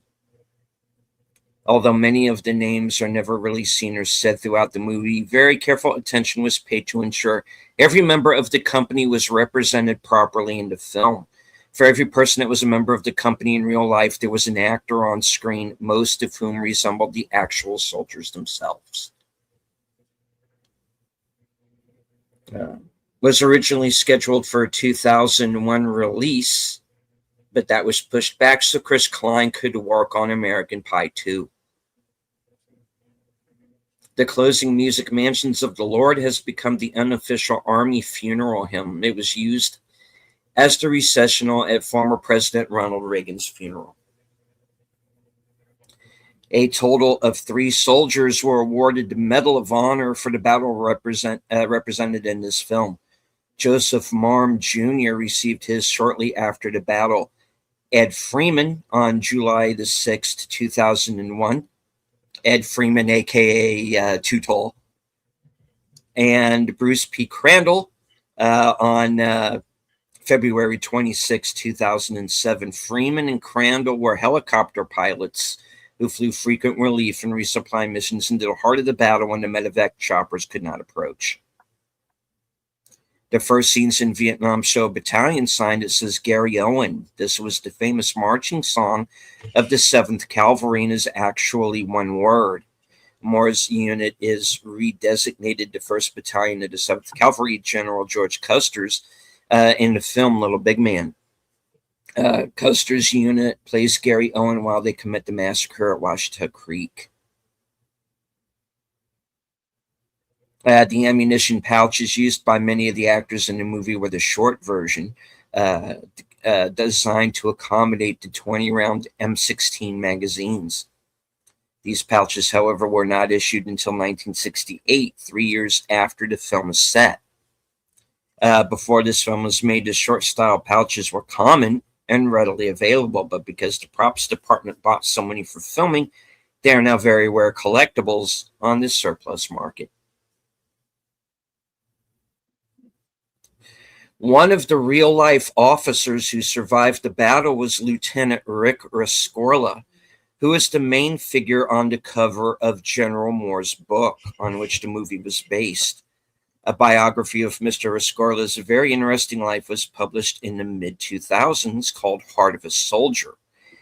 He died in the 9/11 attacks while employed as head of security for Morgan Stanley, making sure all of the company's employees had gotten out of the World Trade Center. They had. So he rescued them all before he was killed when the tower fell. In the shot of the hospital nursery early in the movie, one of the babies is named Papik, hand printed on a card attached to the bassinet.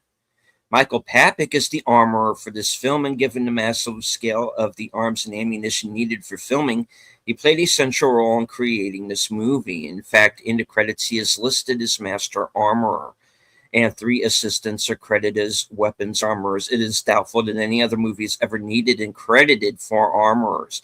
Naming the baby Papik so prominently was a well-deserved tribute to his contributions.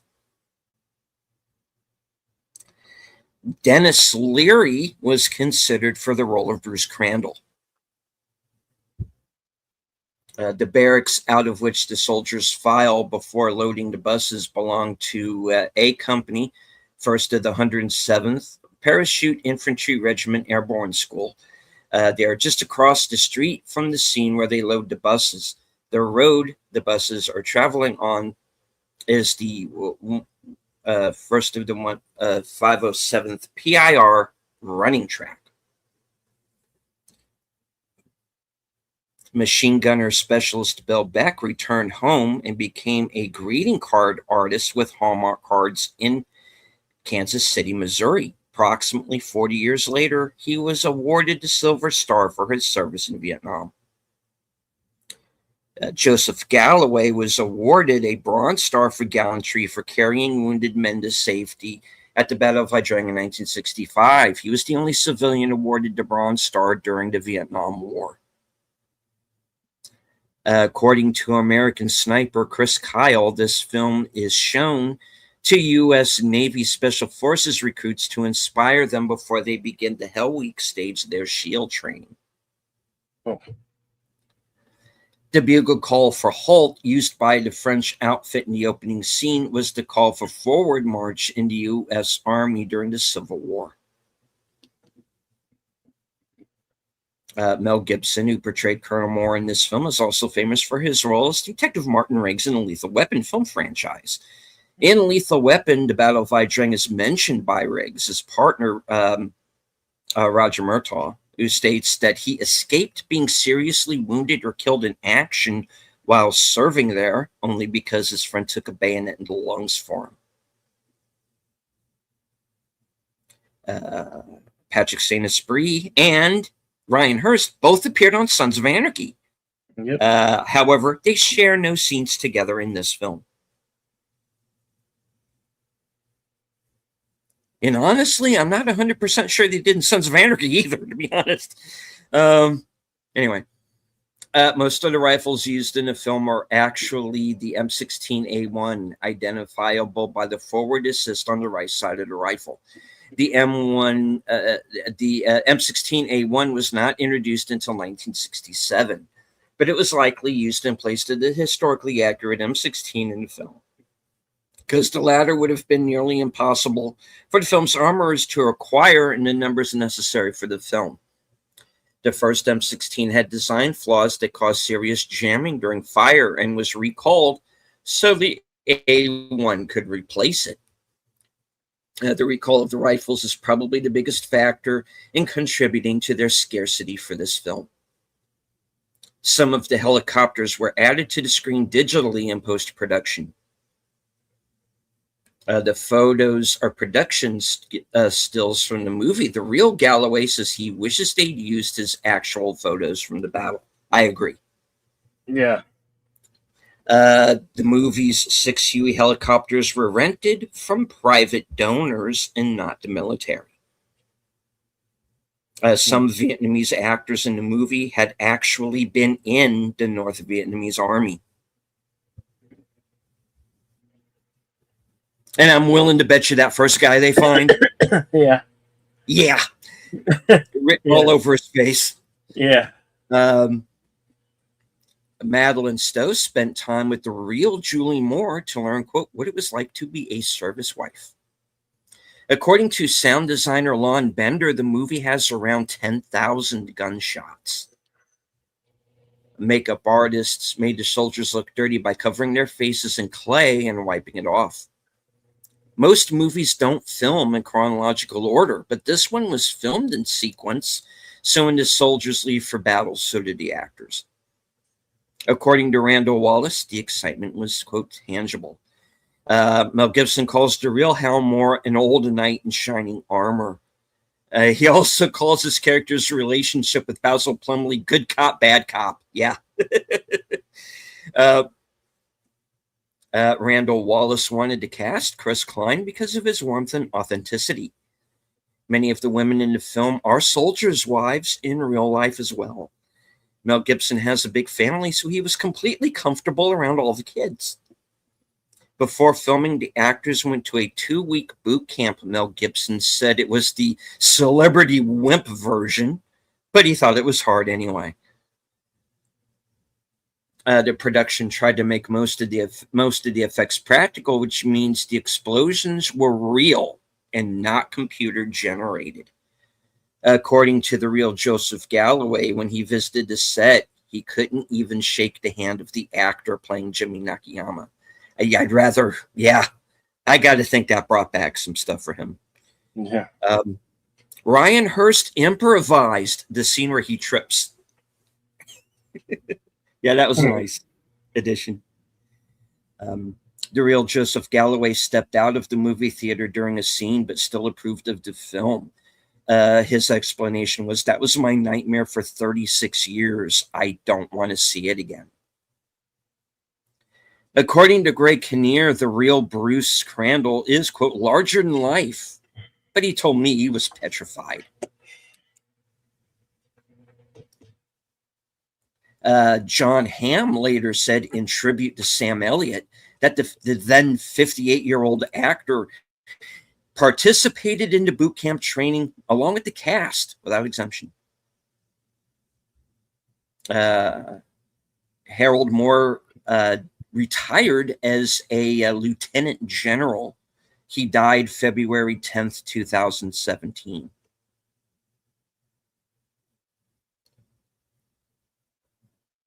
Taylor Momsen, who plays one of Hal Moore's kids, went on to also star along with Jim Carrey in How the Grinch Stole Christmas, and is now the singer for the band The Pretty Reckless. Her sister Sloane also appears in the film. The Wives Are Watching Television, which is airing the famous "Why Are We in Vietnam" speech by President Johnson, July 28th, 1965. John Hamm set a goal that he would give himself until the age of 30 to land a role in a feature film before he gave up on being a working actor. He turned 30 during the filming of this picture.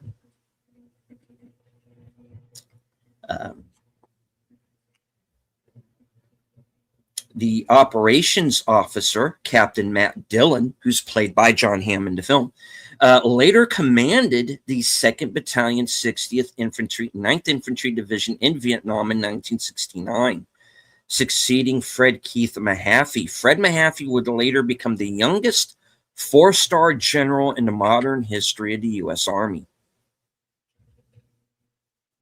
Filmed at Fort Benning, Georgia in 2002, the hangar used by Mel Gibson's character to introduce his officers to the Huey and his plan to use the helicopter in combat was home to Alpha Company 14th Combat Support Hospital, CSH.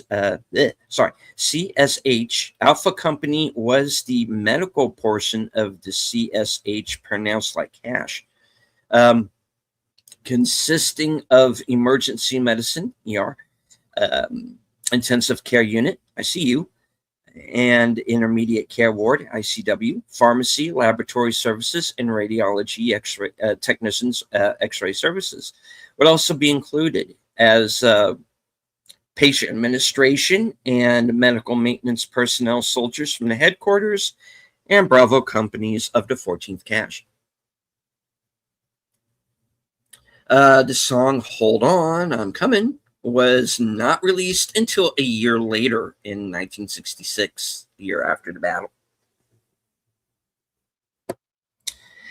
Sam Elliott became so close to the real Basil Plumley and his family that during Plumley's funeral with military honors, Elliott sat in the front row beside Plumley's daughter as she received the folded flag. The real Harold G. Moore and Joseph Galloway traveled back to Vietnam after the war and met the real Nguyen Huan, who was part of their research for their book, so they could understand the battle strategy of the North Vietnamese at Nha Trang. Moore claimed he and An had no bitterness and respected each other as soldiers. Ryan Hurst and Barry Pepper both appeared in Saving Private Ryan. Hal Moore's lieutenant colonel during the battle signified by the silver oak leaf on his helmet and collar. Though not mentioned in the film, if you look closely, you can see a silver eagle on his collar when he returns home after his tour. This indicates that at some point after the battle, he was promoted to a full-board colonel. Hal Moore would retire as a 3-star lieutenant general. During the scene where the medevac officer confronts Kinnear's Bruce Crandall, Ed Too Tall Freeman breaks up the fight, and the engineering corps castle insignia is visible on his uniform collar. This is accurate because despite being a pilot, Freeman was technically an engineering officer.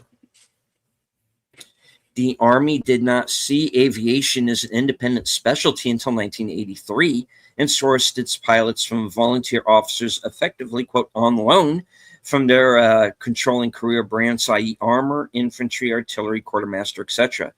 Pilots could, upon request or if ordered, return to their career branch for non-flying job assignments. During Vietnam, the number of pilots required also led to the revitalization of the warrants officer rank. Officers whose purpose was to fly without the Army needing to worry about their career progression in the traditional Army branches. The real Joseph Galloway died August 18th, 2021. The helicopters that are seen in Doughboy Stadium had to be transported on slow-moving flatbed trucks due to them being donated from Lawson AAF, about 2 miles west of the stadium. It took nearly 4 hours for Fort Benning MPs to escort the loads to their filming location. When the unit is preparing to be transported to Vietnam and are loading the buses, you can see blue flashing lights north of the actors. A member of 71st Military Police Detachment is blocking the intersection of Marchand Street and Edward Street to support this filming. Just beyond that intersection is the Fort Benning Provost Marshal's office. The red and white towers that are visible are the jump towers that have supported airborne training at Fort Benning since World War II. The first movie to use the 90th anniversary Paramount Pictures logo.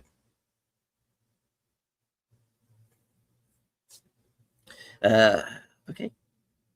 The second major war film that Barry Pepper is in. He also acted in Saving Private Ryan as the Bible-quoting sniper Private Jackson.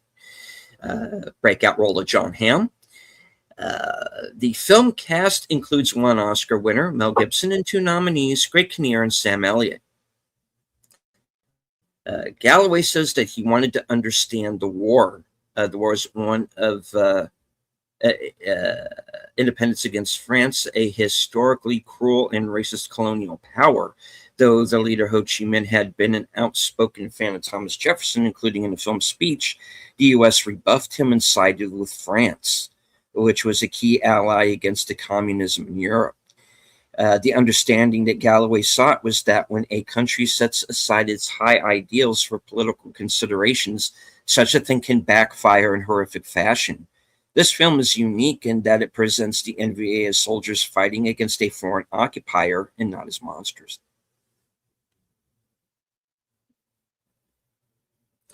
On May 11th, 2023, Fort Moore, previously named Fort Benning in Georgia, was named in honor of Hal Moore and his wife. In March of 2025, the post was returned to its original name, Fort Benning. Coincidentally, sound designer Lon Bender would later work on the film Shock and Awe, which would portray Joseph Galloway during his contemporary journalist career during the invasion of Iraq. Upon arriving at the gates to Fort Benning, the guard force is required to state welcome home. In May of 2023, as part of the removal of names associated with the Confederacy, Fort Benning was renamed Fort Moore after General Hal Moore and his wife, Julia Compton Moore. In March of 2025, the Secretary of Defense ordered that the name Fort Moore be changed back to Fort Benning. The base name now pays tribute to Corporal Fred G. Benning, who was awarded the Distinguished Service Cross for his extraordinary heroism in action during World War I with the U.S. Army in France in 1918. Sam Elliott is in real life a Vietnam era military war. I am going to say that again. Sam Elliott is in real life God damn it. Sorry. Sam Elliott is in real life a Vietnam era war era military, though he served stateside in the California Air National Guard. It's a simple sentence. I can't say it. Okay. All right. Here's the last few. The photographer Joseph Galloway married the daughter of Captain Thomas C. Metzger, who gave up his seat on a chopper to a soldier who was more severely wounded. Metzger was subsequently shot. when Second Lieutenant Henry Herrick is fatally wounded and giving his final orders, his pupils are small as he is looking up into the bright sky. When he dies, they can be seen to fully dilate over the course of a few seconds, as would happen in real life. After the battle, both sides claimed victory.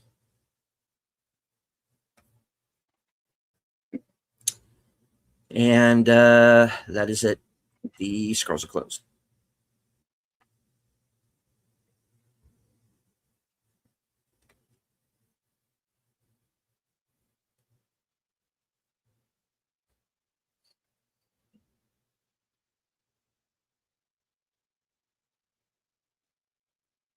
All right.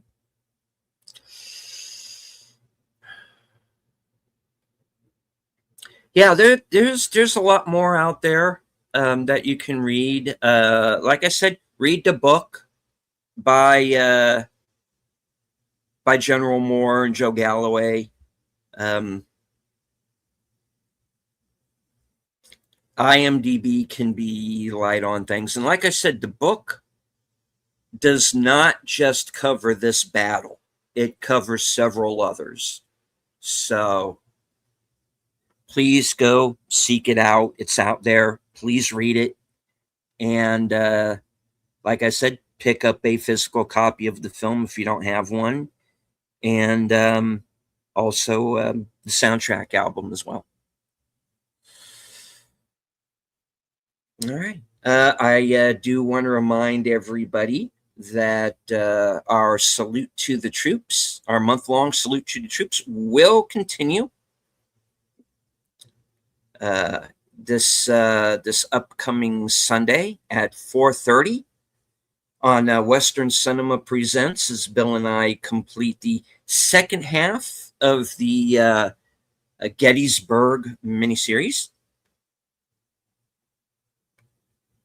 And we have some other films coming up before the end of the month, including also Enemy at the Gates. We're also going to be viewing In Harm's Way. And on Memorial Day, on the 25th, at 3:05 p.m., this upcoming Monday, The Longest Day. Yep. Starring an all-star international cast. And don't forget Action Theater Extra Dose with Enemy at the Gates. Enemy at the Gates is going to be the next. Yeah.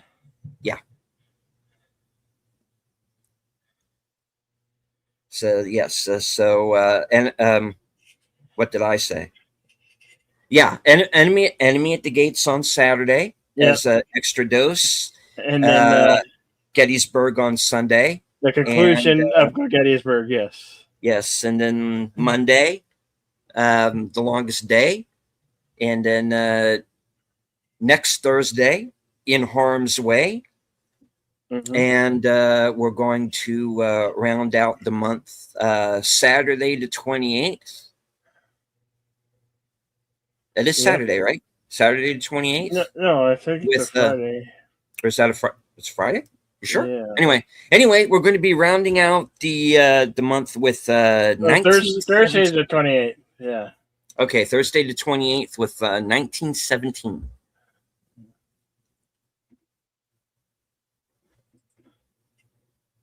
Yep. All right. As for myself on my channel, tomorrow night at 11 p.m. will be Coming Attractions, where you get to find out what I am going to be up to in the following week, up to and including my appearance Saturday night. I'm going to be busy Saturday.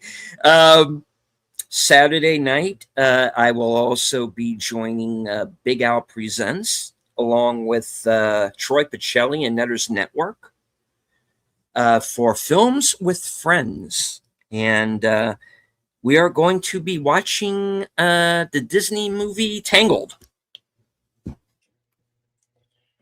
It's going Yeah. to be a take on the Rapunzel story. And let's see. And Sunday night,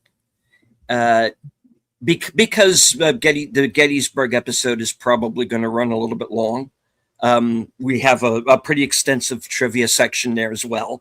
Yeah. So no unscripted this week, but I will be hosting Reserved Seats, episode number 36. I am going to be joined by Aged Boomer, and we are going to be talking about the recent spate of horror films and Shudder in why it's probably our favorite streaming service, despite the fact that they canceled Joe Bob Briggs. But we'll get into that. And yeah, so that's actually going to be a fun show. We've got a couple. Boomer and I have a couple of movies we've been wanting to talk about for a while, and we're finally going to have the opportunity to do that this weekend. So yeah, and kind of make people aware of a couple of movies that are out there that we like that kind of flew under the radar. So join us for that show, because it's going to be a fun one. It's going to be right after his it's going to be at 11 p.m. And it's going to be right after his program, Geeky Geezers. So yeah, and Tuesday night, live from Sparkwood and 21 at 8:30, 7:30 Central, and then yeah, like I said, going to be back here, same bat time, same bat channel. Yep. Bill, what do you have coming up that we haven't mentioned yet? I think we've pretty much got it covered. There'll probably be some karaoke this Saturday night, since there's no fight. Oh my gosh, that fight! You get to the main event and it's over in 17 seconds. It's like, Yeah, it's like, come on, what is this? It's kind of fixed. I'm so disappointed. it came quick. It was like the time that Mike Tyson bit what's his name Zero. It's like, what? It's over. It's over. I mean, you literally blink and it was done. It was just done. Had to be over. It happened so fast. The fight before the main event, before the ladies fight, that was the fight of the night. The undercard, or what they said was part of the primetime fights, was the best fight. It lasted the longest too, 2 rounds. Yeah, one guy got really bloody. Yeah, I saw that. Yeah. Anyway, I want to thank everybody. We even had Wes Cagle drop in here. Oh, right on. Yeah. Great movie, Major Basil Plummy, my favorite character, best Sam Sargent. Plummy, Sam Elliott role, just ahead Wade Garrett of Wade Garrett rolled in Roadhouse. Yep. Right on. And thank you, West Cagle, for joining us.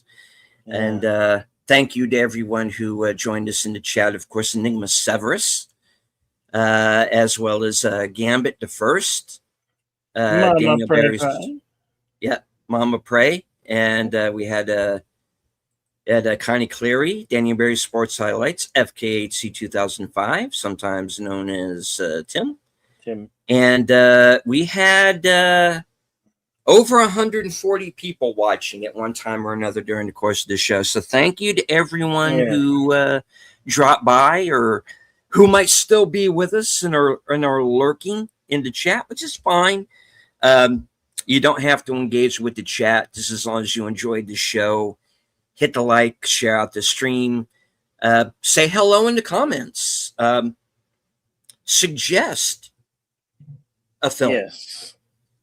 Because we're always looking for new ones, both here and on the Western show that we haven't done yet. So can do that. And I want to once again remind everybody that due to the copyright constraints of YouTube in this country, at least, we cannot air the movie live, as we said at the beginning. Yeah. No. But the movie is out there. It is on DVD, Blu-ray, and 4K. It is available on Fandango at home. And I believe, I know Amazon had it at one time. That may have changed. And I wouldn't be surprised if it was on Tubi or Pluto TV as well, because they have pretty extensive libraries. And speaking of libraries, if you have a library card, Canopy is probably another place you could find this movie. I wouldn't be surprised if it was on that streamer as well. And as I always say at the end of every broadcast from HQ and all points north, south, east, west, and beyond, good night. Take care, stay strong, be safe and healthy, because this is how we win. All right. And now, as always say, thank all for coming, and always remain to be excellent to one another. Party on, and we'll see you at the next one on Monday. Have pride in your country. Fly the American flag. Remember, especially World War II. It's the war that really shaped who we are and how we get to where we are today. And it's remembrance of uncles, brothers, fathers who did not return from those conflicts. So, light your flag, be excellent, party on, and we'll see you at the next one. Good night, everybody.